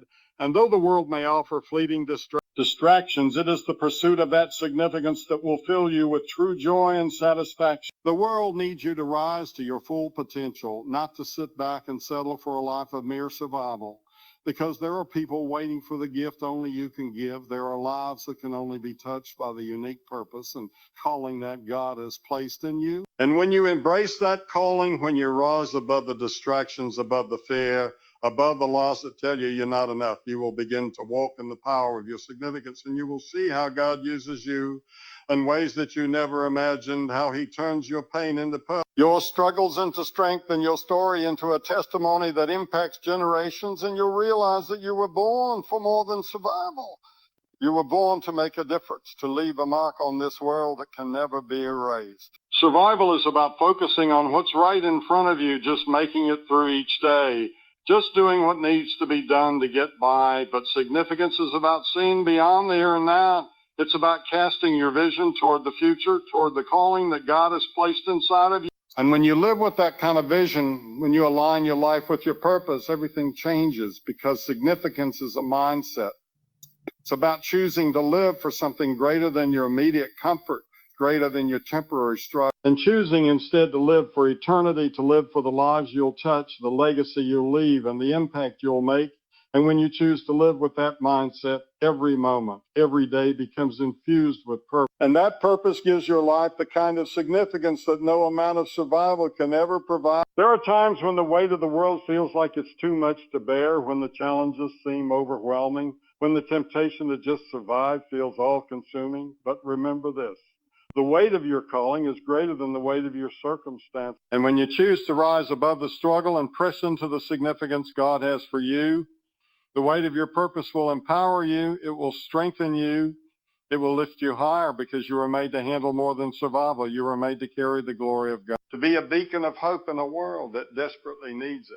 And when you stand in that truth, you will find that the very things that once held you down are the very things that God will use to elevate you, to propel you into your purpose and into the significance he has designed for you. The world is full of people simply trying to get by, but you are not one of them. You are called to rise above the noise, to stand tall in the face of adversity, to shine brightly in a world that often dims the light of truth. And when you begin to understand the magnitude of your purpose, when you realize that your life was meant for more than just existing, you will stop living in survival mode and start living in significance. And the people around you will notice it, because purpose is magnetic. It draws people in. It inspires them to live with more, to give more, to be more. And your life, when fully aligned with the significance you were born for, becomes a testament to the power of God's grace and the reality of. You were never meant to live in fear, to hide behind your insecurities, to shrink back from your calling, because significance calls for boldness. It calls for courage. It calls for you to step out of the shadows of self-doubt and into the light of God's truth, to trust that he has equipped you for every task ahead. And though it may be daunting at times, though the journey may feel overwhelming, when you choose to walk in the significance of your calling, you are walking in the fullness of who God created you to be, and that's where true fulfillment, because you were born for more than just survival. You were made to live with purpose, to make a lasting impact, and to leave a legacy that testifies to his greatness. So today I urge you to stop living below your potential, to stop allowing fear and insecurity to keep you from embracing the greatness that is inside of you, because you were born for more than survival. You were made for significance. And as you step into the calling that God has placed on your life, as you begin to walk in the fullness of his purpose for you, you will discover that every step, every sacrifice, every risk is because the significance you were made for will not only change your life, it will change the world. It's easy to believe that God's promises are somewhere hidden, somewhere far away, like treasures buried deep in the earth, as if they are out of reach and waiting for us to dig and scrape in the dirt of our lives to unearth them. But the truth is far more powerful. Because God's promises are not buried in the ground. They are waiting for you at the peak, at the summit of your faith, at the top of the mountain, where only those who persevere, who climb with courage and trust can reach. And though the journey may seem long and the climb may feel impossible, the promises of God are not meant to be discovered in the low places. They are meant to be realized in the heights, in the places where your faith can soar and your heart can see clearly the fullness of what God has in store for you. The valley may be where you start. It may be where you feel like you're lost, where the road is difficult and the end seems so far away. But the promises of God are not found in the midst of discouragement or despair. They are found in the peaks of your journey. In the moments when you push through the obstacles, when you rise above the clouds of doubt and fear, and when you walk in the assurance that the summit is your destination, and as you keep pressing, as you keep moving forward, you will see that every step you take is drawing you closer to the fulfillment of God's promises, because He has already paved the way, He has already prepared the peak, and every challenge is simply a stepping stone toward the glory that awaits. When the climb feels too steep, when the path is too narrow, when the weight of the world seems to press down on your shoulders, don't lose heart, because those moments are not signs of defeat. They are part of the process, and while the valley may try to tell you that you're too weak, too small, too insignificant to reach the top, know that the promises of God are not for the faint-hearted. They are for those who dare to climb, for those who trust that even when the way gets tough, the victory is worth the climb. And the height at the peak is where you will discover the promises of God in their fullness, shining brighter than you ever imagined. It may seem like the valley is all there is, that the struggle is endless and unrelenting, but let me assure you today that the valley is not your final destination. It is only the place that prepares you for the summit, for the peak where your faith will see God's promises in full bloom, where the dreams He has planted within you will come to life. As you begin to climb, as you begin to rise above the distractions and discouragements of the lowlands, you will find that with each step you take, you're not only getting closer to the promises of God, you're becoming more of the person He created you to be: strong, resilient, full of faith, and ready to receive all that He has promised. Many people spend their entire lives waiting for a breakthrough, waiting for the promise to fall from the sky like a gift from heaven. But the truth is, God's promises are not dropped into our laps. They are received at the peak of our perseverance, at the height of our faith. When we climb higher and trust Him more, when we rise above the trials and continue to move forward, even when the ground beneath us is unstable and the wind of doubt blows fierce, because it is in the climb that we discover the fullness of His faithfulness. And it is at the peak that we see the magnitude of what He has in store for us. When we reach the top, we are met not with a simple gift, but with a promise that has been tested and proven, and that will sustain us through every season of life. I know it's tempting to look down at the ground, to stay where it feels safe, where the pain isn't as sharp, where the climb doesn't seem as steep, but the ground is not where God's promises are. They are waiting for you at the peak, at the place where only the courageous can reach. At the place where you will stand firm on the promises that He has spoken over your life, and though the valley may try to keep you bound, and though the climb may seem too difficult to bear, remember this: the promises of God are never found in the comfort zone. They are found in the place of discomfort, in the place of struggle, in the place where only faith can carry you. And when you rise, when you climb, when you keep moving toward the summit, you will see that the promises are waiting for you with open arms. In the climb, you will face moments of doubt, moments where the temptation to give up will be overwhelming.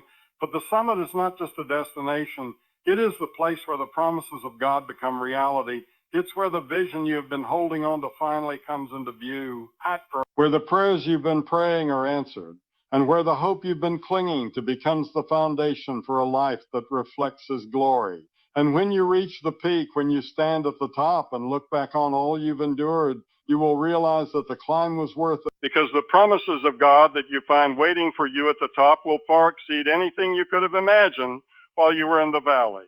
There are moments when it feels like the promises are distant, like they belong to someone else, like they are for the fortunate, the lucky, the blessed. But the truth is, God's promises are for you, and they are waiting for you at the peak of your faith, at the summit of your journey. And though you may not see them clearly now, as you keep climbing, as you press forward with a heart that trusts in His faithfulness, you will begin to see how every step, every sacrifice, every ounce of energy you poured into the climb has been worth it. Because at the top, His promises will shine brighter than you ever expected, and they will not only fulfill you, They will empower you to climb even higher. And when you finally reach the peak, when you stand at the summit and look out over the vast expanse that once seemed impossible to conquer, you will realize that the promises of God were never buried. They were waiting for you to rise above the ground, to rise above the doubts, the fears, the limitations. And when you stand in that place of fulfillment, in that place of victory, you will not only receive the promises, but you will understand that the promises were not the end. They were the beginning, because God's promises are always the doorway to greater things. The invitation to keep climbing, to keep believing, and to keep trusting in the one who has called you higher, and the journey will continue to unfold before you, each promise leading to the next peak, until you are standing in the fullness of everything he has for you. So I encourage you today to keep climbing. Don't settle for the ground. Don't settle for the valley. Don't let fear or doubt hold you back, because the promises of God are not buried. They are waiting for you at the peak. And though the climb may be hard, though the way may seem long, every step you take is drawing you closer to the fulfillment of everything God has spoken over your life. And when you reach the top, when you stand at the peak and see the promises unfold before you, you will know that it was all worth it. Every moment, every challenge, every trial. And you will stand in awe of the goodness of God, who has led you to the summit where his promises shine in their fullness. Too many of us are stuck in the past, trapped by old mistakes, by regret, by what could have been. And as a result, we are unable to move forward, unable to take hold of the future that God has planned for us, because we are camping in yesterday. We are holding on to moments that are gone, moments that cannot be changed, moments that have already passed. And while there is value in reflecting on the past and learning from it, and thanking God for what he's taught us, we cannot allow it to anchor us to a place where we were never meant to stay. For destiny is always calling you to tomorrow, calling you to step out of the shadows of yesterday and into the bright future that lies ahead. And as long as you stay rooted in what was, you will miss out on what could. Yesterday has already been written, and there's no power you have to rewrite it. No matter how much you wish, you could go back and undo the mistakes, undo the heartaches, undo the regrets, but God never intended for you to live in the past. He has a destiny, a purpose for you that is unfolding right now in the present and the future. And though the temptation to camp in yesterday's hurts, yesterday's failures, and yesterday's disappointments may seem strong, it isn't letting go, it isn't releasing what you cannot change, that you begin to take hold of tomorrow, that you step into fullness of what God has for you, because destiny is calling you forward. And you cannot answer that call if you're still looking back. What is ahead of you is greater than what is behind you, but you will never discover it if you keep your eyes fixed on the rearview mirror of your life, always looking back, always wondering what might have been, always grieving what you lost. Because while there may have been good moments in your past, while there may have been victories and beautiful times of joy, your future holds more beauty, more promise, and more grace than you could ever imagine. And though the road to your destiny may not always be clear, though there will be obstacles along the way, it is in moving forward and letting go of yesterday's baggage you begin to see the incredible plan God has for your life. I know it can be hard to let go, to move on from what was familiar, from what you thought was your identity, from the comfort of what you once knew, but destiny never calls you to stay still. It never calls you to remain in the past. And the more you camp in yesterday, the more you miss the opportunities of today and tomorrow, because the future God has for you is so much greater. And when you allow yourself to be free from the shackles of your past, you open yourself up to a world of possibilities that will lead you to places you never imagined, to relationships you never dreamed of, and to a purpose that is uniquely yours. And only by stepping into that future can you truly fulfill the destiny that God has set before you. It's easy to hold on to yesterday because it feels safe, it feels known, but the comfort of the past is a false security. It keeps you from growing. It keeps you from stepping into the destiny that requires you to take risks, to trust God in ways you've never trusted before. And while yesterday's comfort may have given you a sense of stability, it is only in moving forward that you will find the real security that comes from trusting in God's plans for your life. And the further you move away from what was, the more you will see the beauty of what is to come. The fresh opportunities, the new relationships, and the calling that is uniquely designed for you. And as you move into that future, you will find that God has already prepared the way for you, and he is waiting for you to step into. Sometimes the fear of the unknown keeps us holding on to what we know, even when it's no longer serving us, and yesterday's familiar struggles can become comfortable. even though they prevent us from walking into the freedom that God has planned for. But when we trust God enough to move beyond yesterday's comforts, we realize that He never calls us to stay in the past, but to rise and take hold of the future that is waiting for us, a future full of grace, full of growth, full of new beginnings. And the moment we choose to walk away from the comfort of yesterday's pain, yesterday's confusion, and yesterday's limitations, we begin to see that God's plan for us is bigger than anything we could have ever imagined. And the calling to tomorrow becomes clearer, more exciting, and more fulfilling. Destiny doesn't wait for you to get your act together, and it certainly doesn't wait for you to be ready. It's calling you right now, at this very moment. And the longer you camp in yesterday, the longer you delay stepping into life God has prepared for you, the more you miss out on the incredible things He wants to do through you, because your destiny is not tied to your past.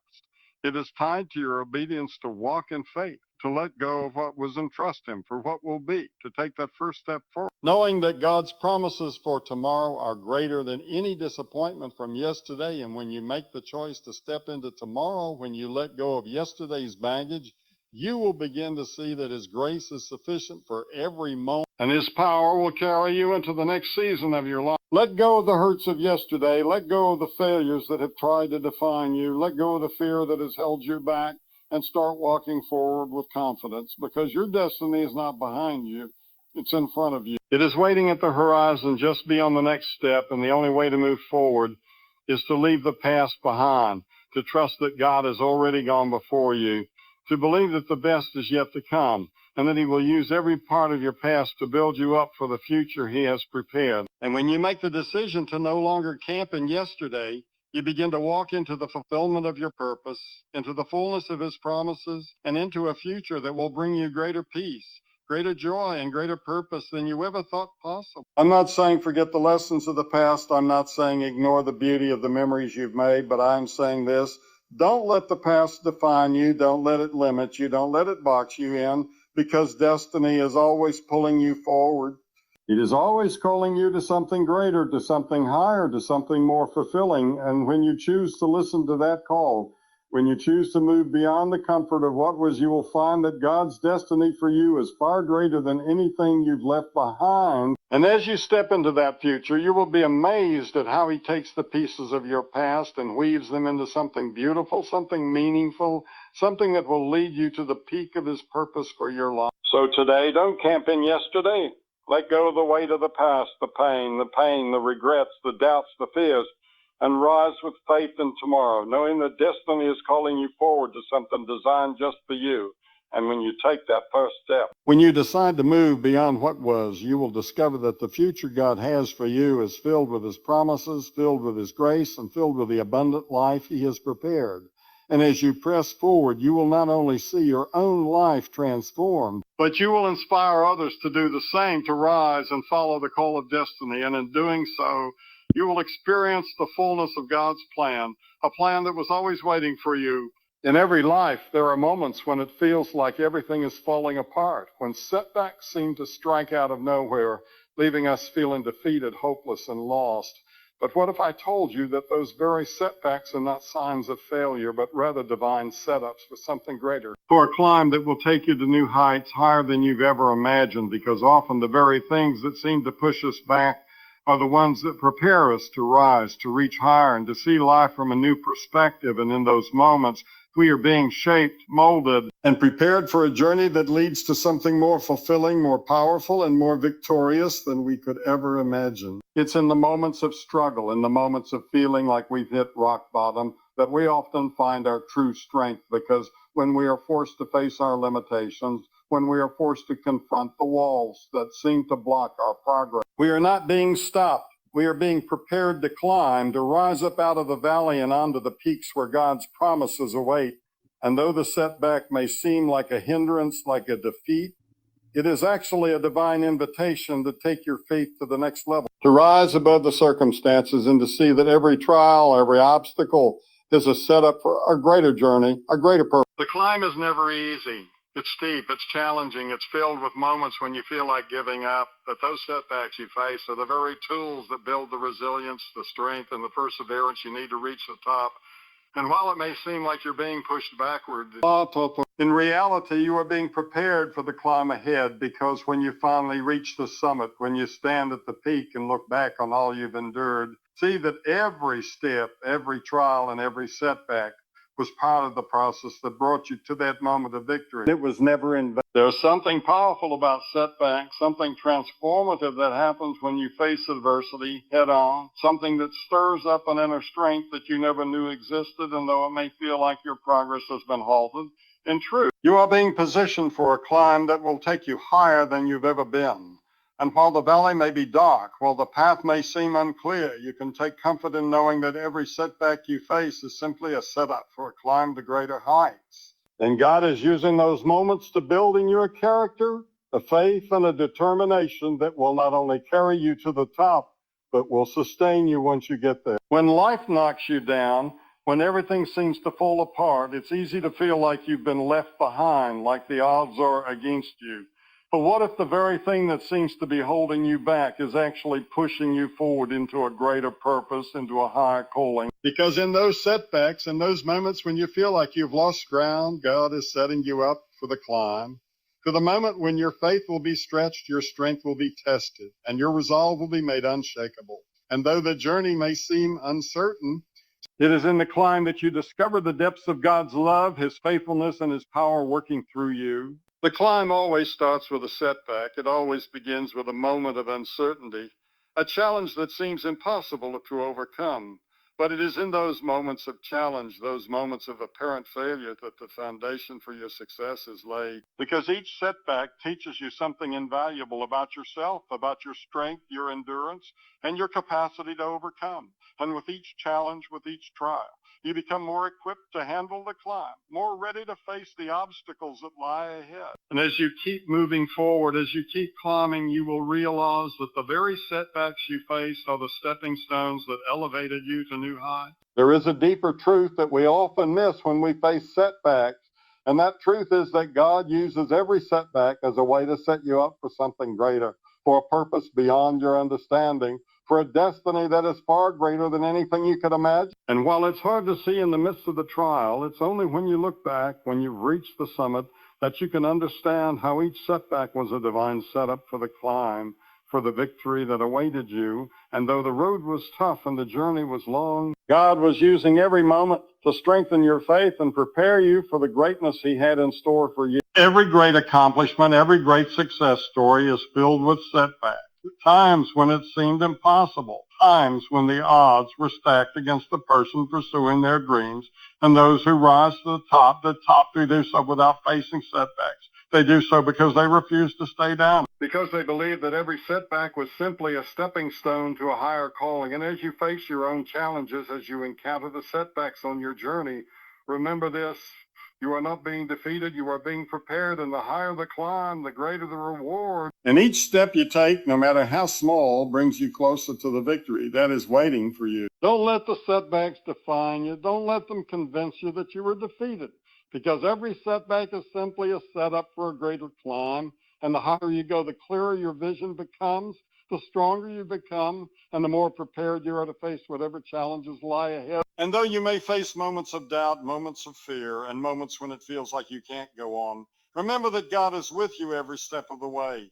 And He is using the very setbacks to build in you a faith that will carry you to the summit, a perseverance that will not waver, and a heart that will trust Him no matter what comes your way. So today, as you face setbacks, as you encounter challenges that seem insurmountable, remember this: every setback is simply a setup for a climb, and the higher the climb, the greater the victory, and the more you trust God through every obstacle, the more you will see that each setback is part of the process that is preparing you for something far greater, far more impactful, and far more powerful than you could ever imagine. And when you finally reach the summit, when you stand the place of victory, you will see that it was the setbacks that made the climb worth it, and you will realize that without them, you would never have reached the heights that God had always intended for you. In life, it's easy to get caught up in the excitement of reaching new heights and the pursuit of success, fame, and recognition. But the truth is, true strength and success aren't measured by how high you jump or how fast you ride. They are measured by how deeply you are rooted in the foundation of your faith,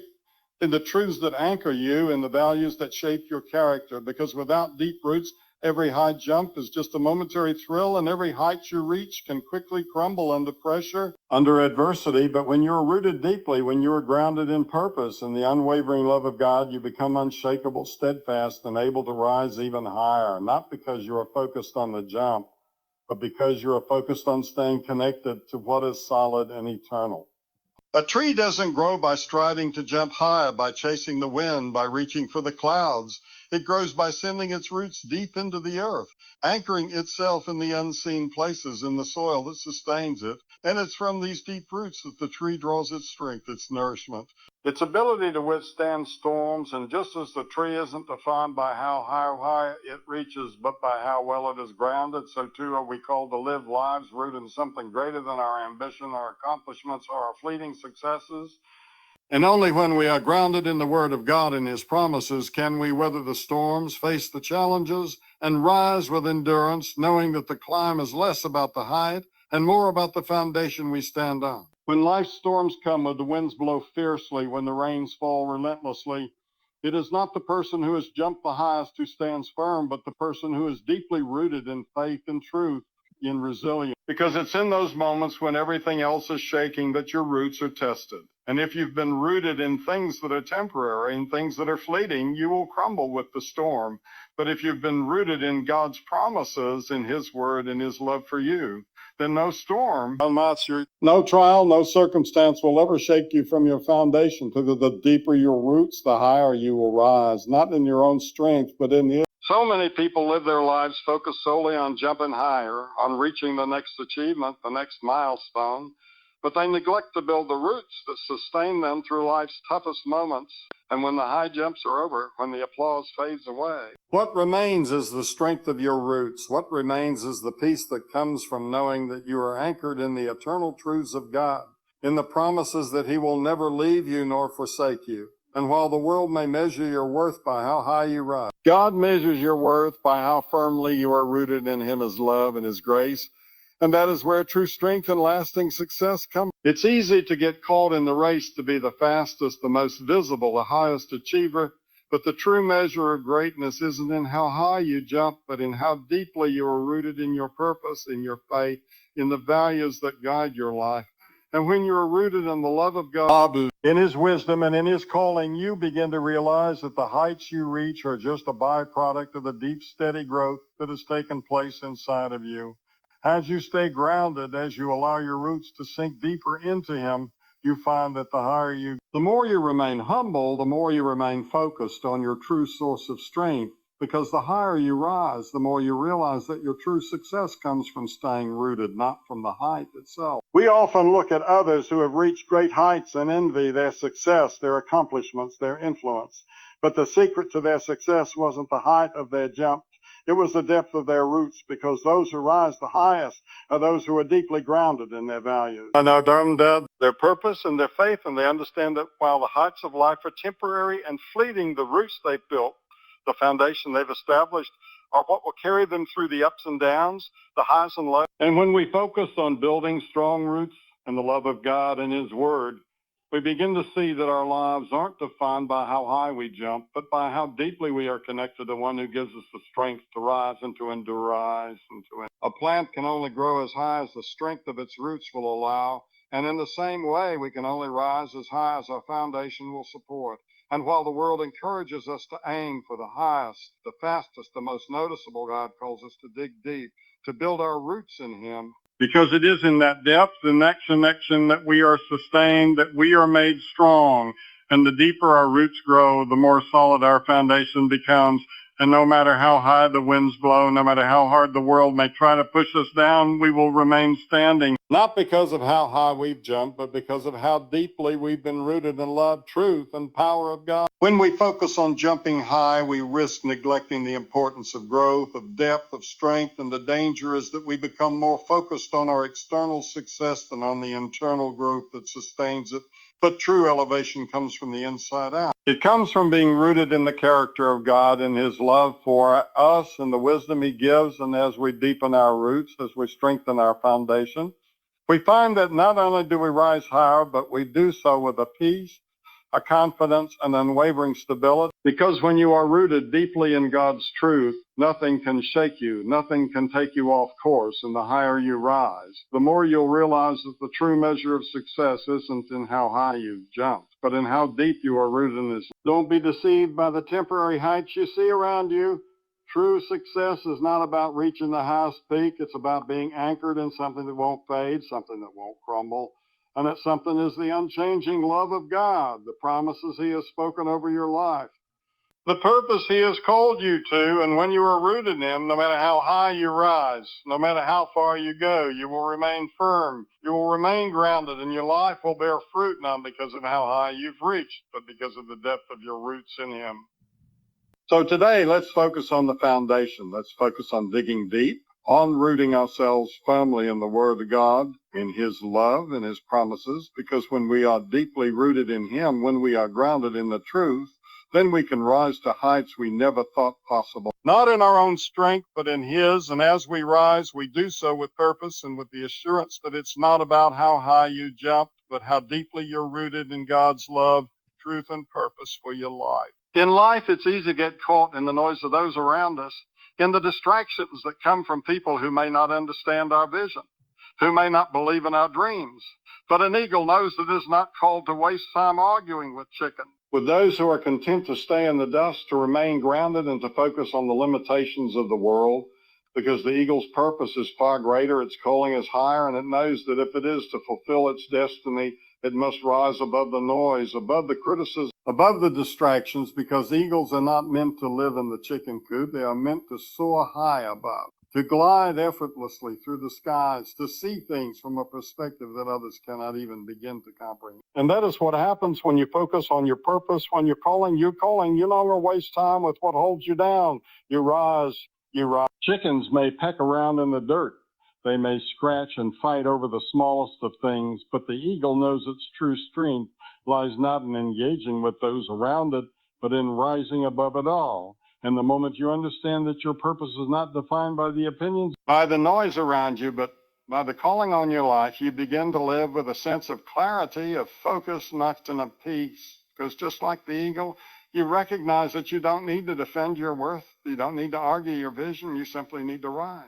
And as you do, you start to see that the more you focus on where you're going, the less you're concerned with where others are staying. The eagle doesn't waste its energy trying to convince the chickens of its worth, trying to explain its ability to soar, because the eagle knows that its greatness is not in convincing others, but in trusting the wind beneath its wings. And in the same way, you don't need to argue with the naysayers, the doubters, or those who don't understand you.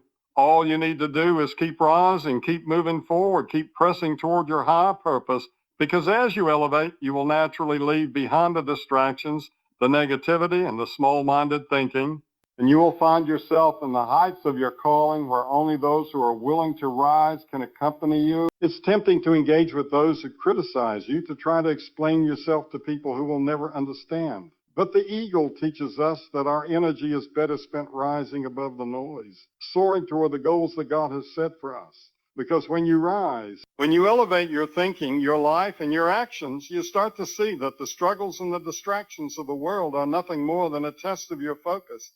And as you shift your gaze toward the heights, you begin to realize that you are not called to live in the chaos. No. You are called to rise, to soar, and to become the person God created you to be, far above the pettiness and the arguments that others hold on. The eagle's strength comes from its ability to trust the currents of the wind, to glide effortlessly through the air. And in the same way, our strength comes from trusting God to carry us, to lift us up, to propel us higher. And while others may argue, while they may stay grounded, you are called to rise above it all, to trust the process, to focus on the higher purpose. And as you do, you will find that the distractions grow quieter, the noise fades, and all that remains is your vision, your purpose, and the strength to keep climbing higher, because just like the eagle, you are made to soar, not to stay trapped in the chaos of the world. When you're caught up in arguments and distractions and trying to make others understand your worth, you are robbing yourself of the energy and focus that could be used to rise higher. Because eagles do not waste time trying to change the minds of chickens. They understand that those who are meant to soar will do so regardless of the obstacles in their way. And those who choose to stay grounded will remain where they are. And when you stop fighting battles that aren't yours to fight, when you stop trying to convince those who will never understand your vision, you free yourself to rise, to reach new heights, and to fulfill the purpose that God has placed inside of you. And in doing so, you not only elevate yourself, but also inspire others to do the same. The eagle's wings were designed for the sky, not for the dust of the earth. And in the same way, you were designed to live a life of purpose, to reach heights that others may not understand. And while it may be tempting to stay in the comfort of the familiar, to remain in places where everyone else is, you were made for more than the chicken coop. You were made for the skies. And when you recognize this truth, you stop trying to argue with the chickens, with those who doubt you or belittle your dreams, and you begin to rise with strength, with purpose, and with an unwavering determination to fulfill the calling on your life. An eagle never doubts its ability to fly. It never questions the strength of its wings. And in the same way, when you are rooted in your purpose, when you are confident in the calling God has placed on your life, you don't waste time doubting yourself or defending your worth to others. Because you know that your value is not dependent on the opinions of the chickens of the world, but on the one who created you, who designed you for greatness. And as you keep your eyes fixed on the heights, you stop worrying about what others think. And you start to focus on the strength that comes from trusting in the one who gave you wings to fly. Eagles don't chase after the things of the earth. They chase after the wind, after the currents that will carry them higher. And in the same way, we are called to chase after the things of God, to pursue the purpose He has set before us. And when you focus on rising, on pursuing the higher calling, the distractions of the world become less important as you realize that your time, your energy, and your passion are better spent soaring toward the vision that God has placed in your heart. And when you do this, you find that the arguments, the criticisms, the negativity all fall away. And you are left with only the clarity and peace that comes from knowing you are exactly where you are meant to be. So today, let the eagle be your inspiration. Let it remind you that you were never meant to argue with the chickens, to waste your time in the dust and the distractions and the small-mindedness of the world. But you were created to rise, to soar, to live a life of purpose and power. And as you focus on the heights, as you trust the winds of faith to carry you, you will discover that the more you rise, the more you leave behind what weighs you down, and the more you embrace the purpose that God has set for you, the more you will soar with the strength and confidence of an eagle. And in that elevation, you will find your true freedom. In this journey of life, we are all called to rise, to soar above the challenges that come our way. But you cannot expect to fly when you're weighed down by the heavy burdens of bitterness, anger, and doubt, because these things will anchor you to the ground, trapping you in a cycle of despair and defeat. And no matter how high you try to jump, no matter how hard you strive to move forward, you will always find yourself pulled back by the chains of unresolved hurt, by the weight of unbelief. And until you let go of these things, until you release the grudges and doubts that hold you down, you will never experience the freedom, the elevation, and the purpose that you were made for. Because true flight begins when you release what is holding you back. Bitterness is like a stone in your heart, and every time you allow it to take root, it becomes heavier, pulling you further from your dreams, from your destiny, and from the peace that is meant to be yours. Because when you carry bitterness, you carry the past with you. You carry every hurt, every betrayal, every wrong, and instead of moving forward, you remain bound to the weight of what others have done to you. And no matter how high you try to climb, no matter how fast you run, you will always find that these burdens weigh you down, keeping you from reaching the heights you were designed to attain. And the first step to soaring is to release these burdens, to forgive, to let go of the chains that hold you to the past. Doubt is another weight that keeps you grounded, another anchor that prevents you from taking flight. Because when you doubt yourself, when you doubt your abilities, when you doubt your worth, you are essentially saying that the God who created you, the one who designed you for greatness, is not enough. You are saying that the power He has placed inside of you isn't strong enough to carry you through. And as long as you allow doubt to take root in your heart, it will be impossible to rise, impossible to believe that the heights of your dreams are within reach, because doubt is a weight, and it ties you to the ground, keeps you from spreading your wings and soaring to the places you were meant to go. Just as an eagle cannot soar with broken wings or a weight tied to its back, you cannot soar with the heavy burdens of unforgiveness, anger, and self-doubt weighing you down, because these things are not part of the divine design for your life. They are not part of the plan that God has. And the longer you carry them, the further you get from your true potential. And when you make the choice to let go of bitterness, when you choose to forgive those who have wronged you, when you decide to stop doubting your worth and your purpose. You begin to experience a freedom that allows you to rise, to soar, and to live the life you were destined for. Because when you release the weight of bitterness and doubt, you free yourself to fly. Every moment you spend dwelling on what others have done to you, every moment you allow bitterness to consume your thoughts, is a moment that you lose in the pursuit of your dreams. Because the more you focus on the hurt, the anger, the resentment, the less energy you have to focus on the heights that you are meant to reach. And what you must realize is that when you allow yourself to carry these burdens, you are choosing to remain stuck, choosing to remain grounded. And when you make the choice to forgive, to let go, you are choosing freedom. You are choosing elevation. And in that choice, you find the power to move forward, to rise, and to be everything that you were created to be. Doubt clouds your vision, clouds your confidence, and clouds your ability to see the possibilities that are in front of you.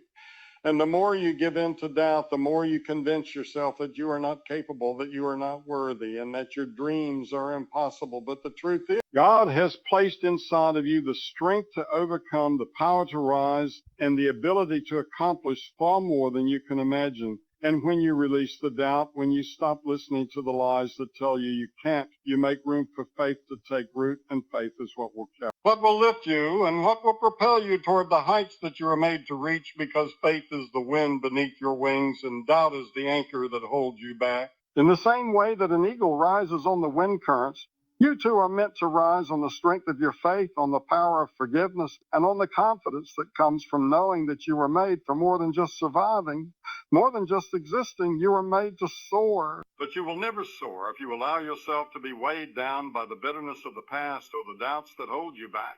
And you have a choice to make every day to rise above it or remain in it, to let go of the burdens that keep you from flying. And as you make that choice to let go of the weight of unforgiveness, to release the doubts that have kept you grounded, you will find that the winds of possibility are ready to carry you, and all that is required is your willingness to let go and trust in the flight ahead. You were not made to carry bitterness. You were not made to live in a state of constant doubt.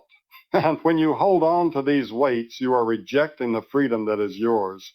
Because freedom is found in releasing the chains that hold you to the past, in forgiving the people who have hurt, and in trusting that God's plans for you are greater than any setback, any failure, or any hurt you have experienced. And as you let go, as you choose to forgive and release the doubt, you allow yourself to rise into the purpose and the future that God has planned for you. Because you can never fly if you are carrying the weight of bitterness and doubt. And the moment you release them, you free yourself to soar. The freedom to rise comes when you make the decision to stop letting your past dictate your future, when you stop allowing bitterness to fester in your heart, when you stop allowing doubt to control your mind, and when you choose to forgive and to trust. You begin to find the wings that God has given you, wings that will carry you to heights you never thought possible. Because it's not the jump that defines your success. It's the freedom to rise above the obstacles, to move past the pain, to see the future with faith and hope. And only when you let go of the things that hold you down will you truly experience the flight that was always meant for you. So today, choose to release the bitterness, choose to silence the doubts, and choose to rise. Because you are meant for something greater, something higher, and the only thing standing between you and your destiny is the weight you carry.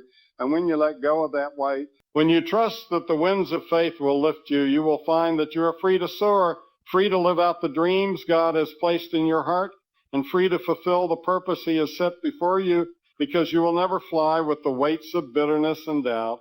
But you will soar when you choose to let go, trust, and rise. In life, there will be times when the climb seems impossible, when the weight of your journey feels unbearable, when every step forward feels like it's taking more energy than you can give. But in those moments when the climb gets steep, when the path ahead seems too treacherous, remember that the Lord is your strength. He is the one who holds you up when you can no longer stand on your own. And when the way seems unclear, when the mountain in front of you looks insurmountable, it's not about your own strength. It's about leaning into His. Because His power is made perfect in your weakness, and when you trust in His strength, you find that you can climb higher, reach further, and go farther than you ever thought possible. The climb may feel long and the road may be rugged, but the Lord has promised to never leave you nor forsake you.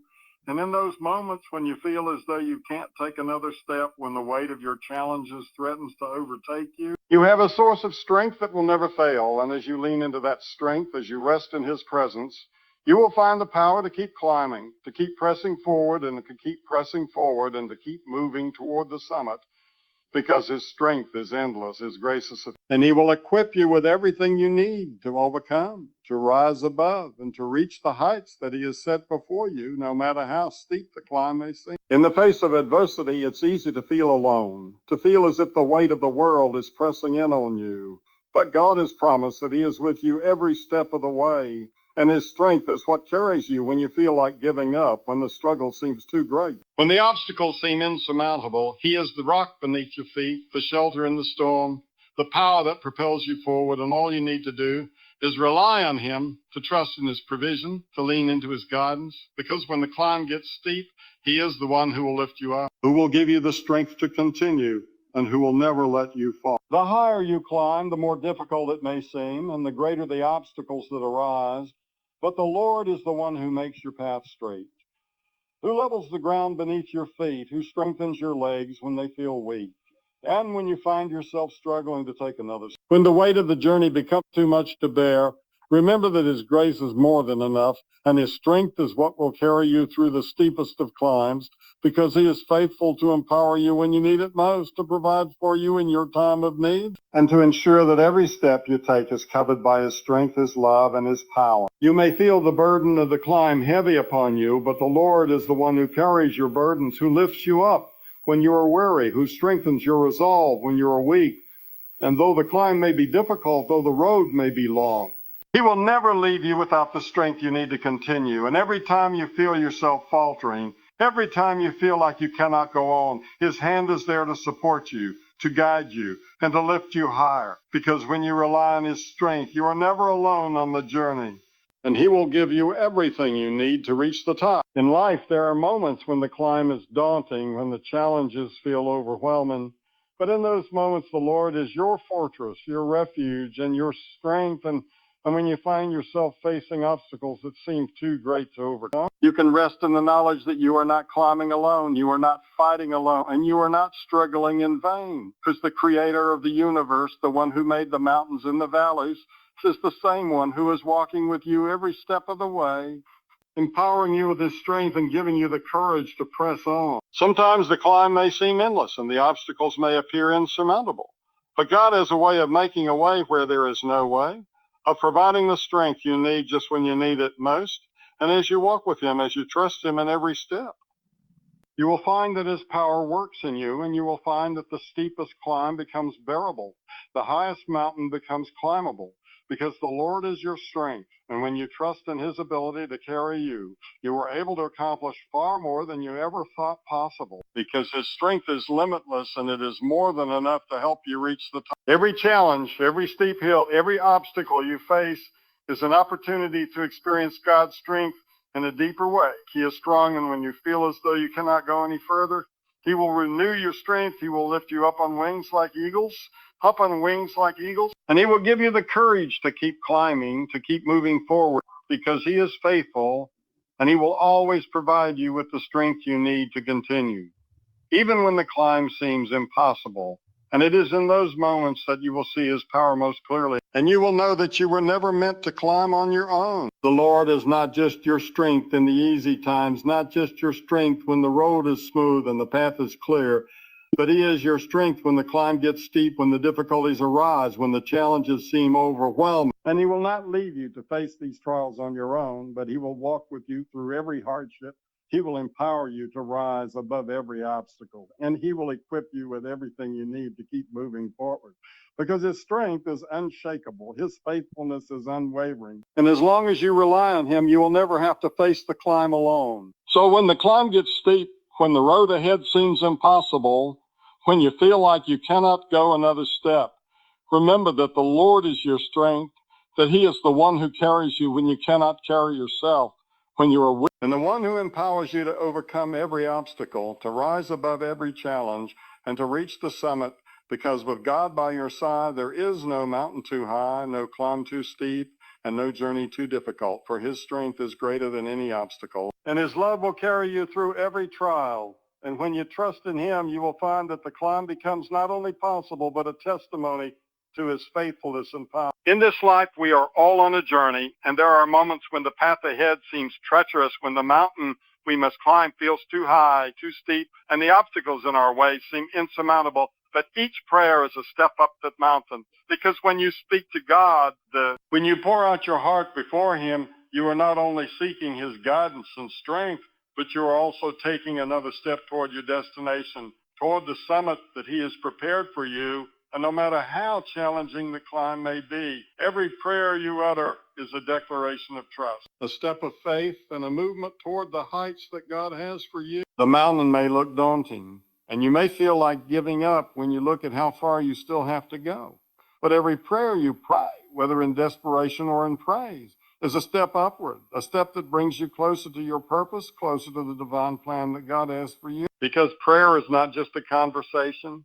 It is an act of climbing, of reaching higher, and with every prayer you are strengthening your spiritual muscle, growing in your trust and reliance on God. And as you climb through prayer, you're not climbing alone. He is with you, carrying you, guiding you, and empowering you to reach the summit. When the road becomes difficult, when the mountain becomes steep, it's easy to feel like giving up, to feel like you cannot keep going. But prayer is the strength that fuels your climb, because when you pray, you open the door for God's power to move in your life, for his strength to be made perfect in your weakness. And each prayer is a step that brings you closer to the breakthrough, closer to the place where you will see his glory revealed, because prayer is not just about asking for help. It is about drawing near to God, trusting that he is there, and allowing his presence to sustain you as you take each step, one after another, until you reach the top. There are times when the journey feels long and the summit feels so far away, but each prayer is like a foothold on the mountain, a secure step that holds you steady and gives you the strength to keep going. Because when you pray, you align your heart with God's will, and you invite his power into your life. And with each step, you move closer to becoming the person he created you to be, and you begin to see that prayer is not just a way to ask God for things,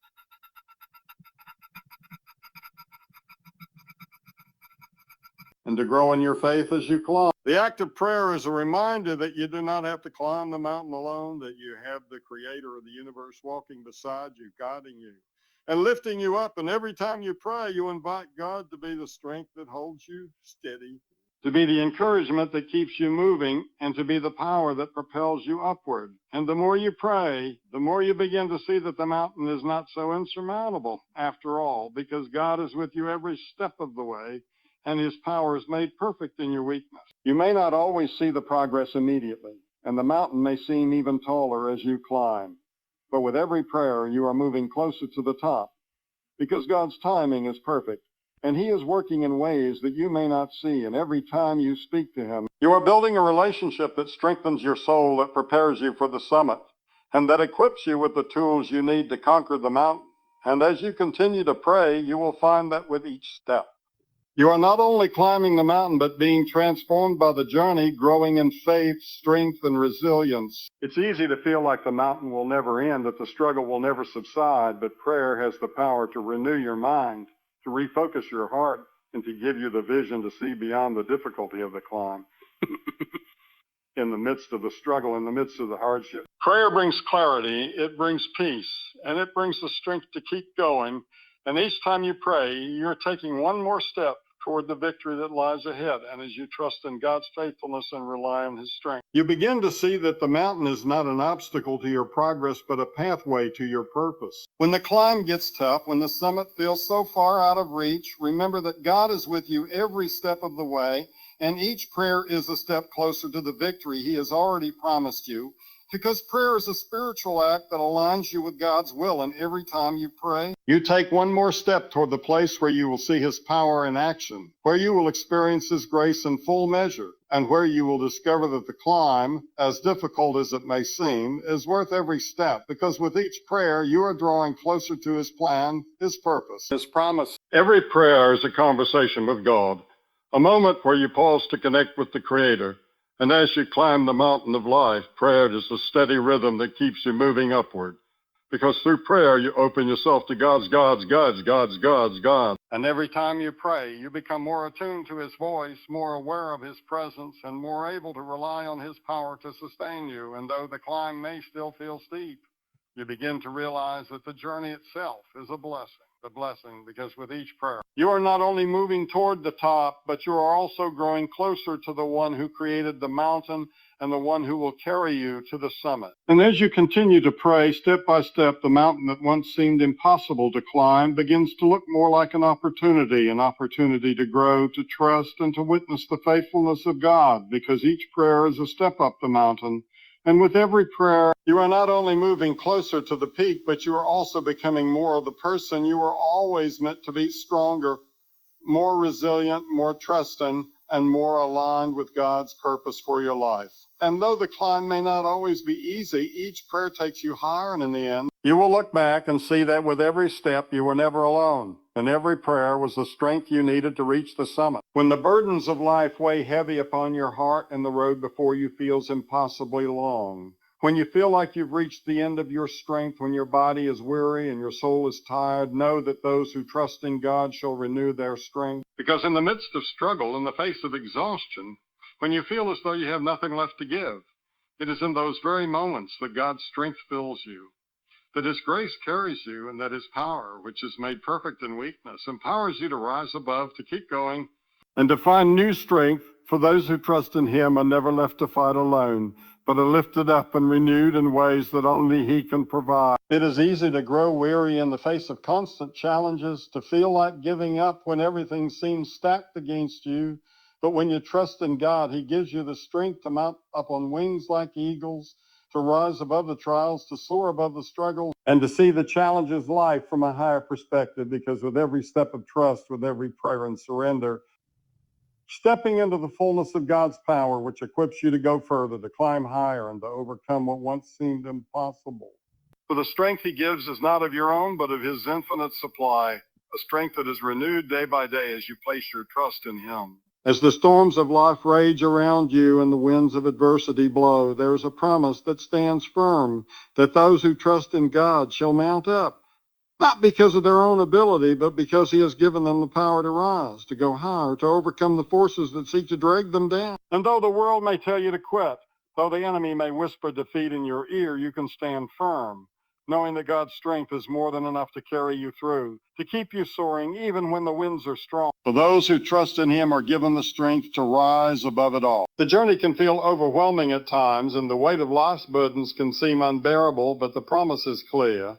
Those who trust in God shall renew their strength, and that renewal doesn't come from within themselves. It comes from Him who never grows tired, who never slumbers or sleeps, who is always faithful to refresh your soul, to provide the strength you need to keep climbing, to keep pressing forward, and even when you think you can't go any further, He is there, filling you with the power to mount up on wings of hope, faith, and trust, because His strength is greater than any obstacle you face. In the moments when you feel most vulnerable, when you feel most weak, remember that those who trust in God are never abandoned, and it is in those times of weakness that His strength is most evident. For He is the one who lifts you when you fall, who gives you the courage to keep going when you want to quit, and who renews your strength like the eagle soaring high above the earth, rising to new heights, finding freedom and strength in His presence. For it is through trust in God that you find the power to move forward, no matter how heavy the burden, no matter how steep the climb, for His strength is renewed in you each day. When you feel like you are running on empty, when you feel like you have given all you have and still the journey stretches before you,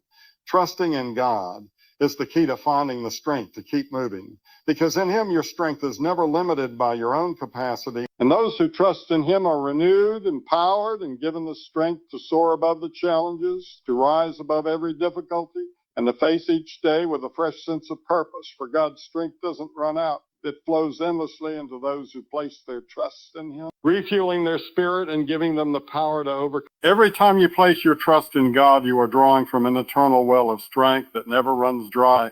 And each moment of trust is a step closer to the renewal you need. For trust in God is not just a one-time decision, it is a daily choice, a constant act of surrender that opens the door for Him to renew your strength and fill you with His power. And as you continue to trust Him, as you continue to walk in faith, you will find that He is always there, always faithful to renew your strength, and always ready to help you mount up and rise above the trials that seek to pull you down. Strength that comes from trusting God is not a temporary fix, but a permanent source of renewal, because those who trust in God shall mount up like eagles. And just as the eagle spreads its wings and rises high above the earth, so too will those who trust in God find themselves rising above the struggles of this world.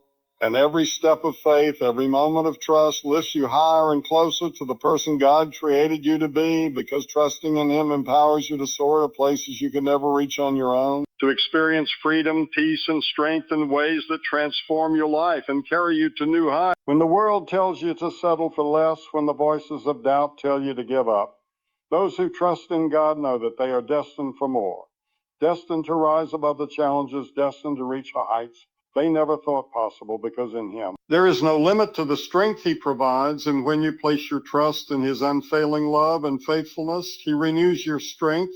He gives you the courage to keep moving, to keep climbing, to keep reaching, because His power within you is greater than anything you could face. And through Him, you're able to mount up and soar like an eagle. So when you find yourself weary, when you feel like you can't go another step, remember the promise. Those who trust in God shall renew their strength. They shall rise above every obstacle, every setback, every challenge, and mount up like eagles, because God's strength is limitless. And when you place your trust in Him, you tap into that unlimited power. And you are given the strength not only to survive, but to thrive, not only to endure, but to soar. For those who trust in God will find themselves renewed in every moment, strengthened for every climb, and empowered to reach new heights, no matter how steep the mountain before them. There are times in life when the road feels impossibly hard, when the weight of the climb threatens to break you and the summit seems so distant, so unattainable. Yet as you press on, step by step, enduring each hardship, facing every challenge and pushing through the pain, you come to realize that the view at the top makes every struggle worthwhile, because it is not the struggle itself that defines you, but the transformation you undergo in the process, and the reward, the clarity, the perspective you gain when you finally reach the top is a gift that you could never have imagined when you started your journey. For it is through the climb, through the pain, that you find the strength, the character, and the beauty that will make the view from the summit so incredible. When you're in the midst of the battle, when the obstacles seem insurmountable, it's hard to imagine the victory that lies ahead. But there is a moment, a beautiful moment, when you finally reach the top, when you take a breath and look around and the world unfolds before you in all its glory. And every tear, every drop of sweat, every moment of doubt and struggle falls away as you realize that the climb, though difficult, was worth it. For the view at the top, the perspective you gain from standing tall after all the hardships, is a reflection of your resilience, your faith, and your strength, and it is that view that will stay with you long after the struggle fades away. The journey to the top is never easy. It's filled with moments of uncertainty, moments when you wonder if you can go any further. But every step, every hardship, every moment of perseverance becomes a part of the foundation that makes the view from the top so much sweeter. Because when you stand at the peak, you will know that you have fought for it, that you have endured, and that the beauty before you is not just the result of reaching the top, but the result of everything you overcame along the way.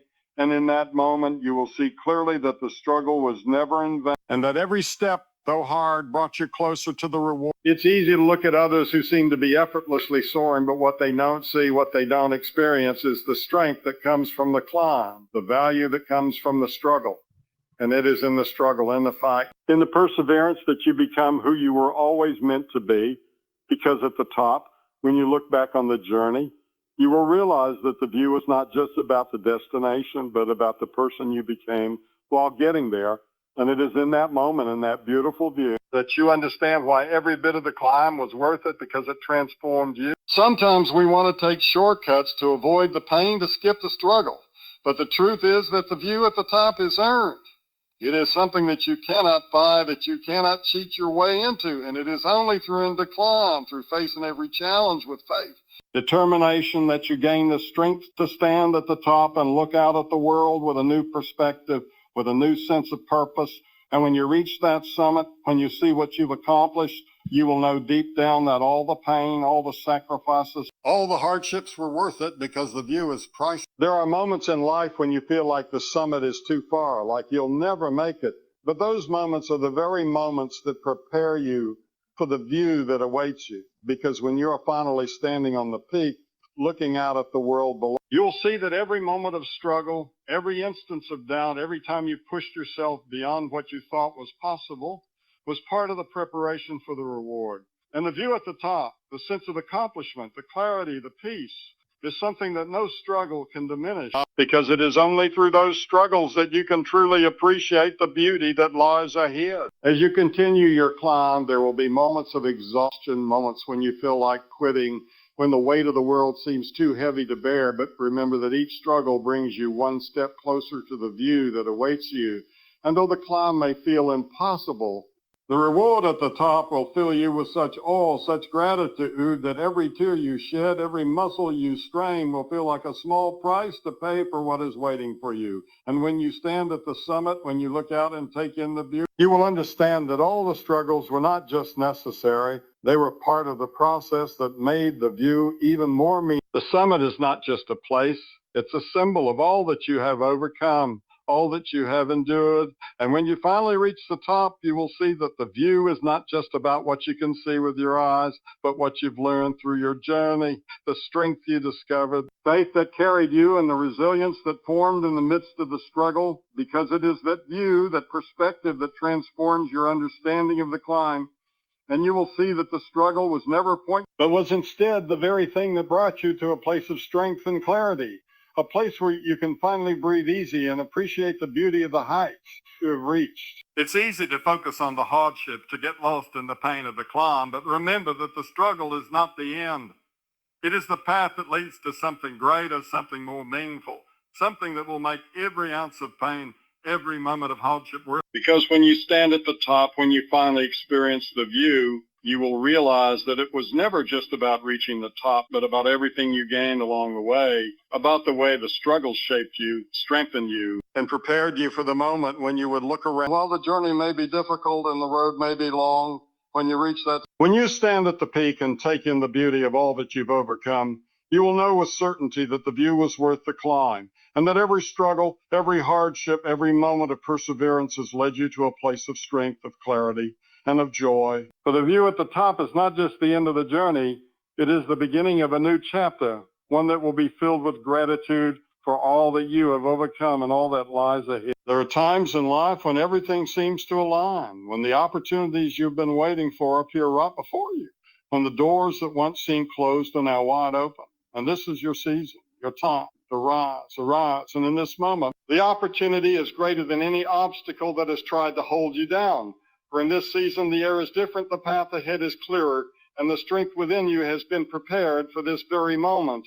And if you don't seize it, if you don't step forward and take hold of what is being offered, you will miss the very thing that God has set aside just for you. So rise, stand up, and embrace this season with everything you have, because this is your moment to soar, to step into greatness, to fulfill the purpose for which you were created. It is easy to look at the challenges before you, to get lost in the fear of failure, or to second-guess yourself when the weight of doubt tries to pull you down.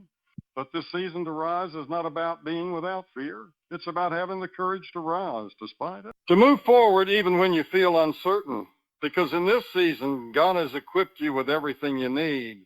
The strength, the wisdom, the faith, and the courage to overcome. And all you have to do is step into it, to rise up and claim the future that has been waiting for you. Or if you wait too long, if you hesitate too much, you might miss the chance to embrace what has been divinely orchestrated for you. This is not just any season. It is the season where you are being called to rise higher than you've ever risen before, than you ever thought possible. And the time is now for everything you have endured, every challenge you have faced, every tear you have shed, has prepared you for this very moment. And in this season of rising, your past will no longer define you, but your future, the one that is unfolding right before you, will shape your destiny. And it will be a future filled with purpose, filled with victory, and filled with the power of God working through you to make the impossible possible, for this is your season, and you are meant to rise. Don't let the fear of what could go wrong keep you from stepping into the greatness that God has already ordained for you.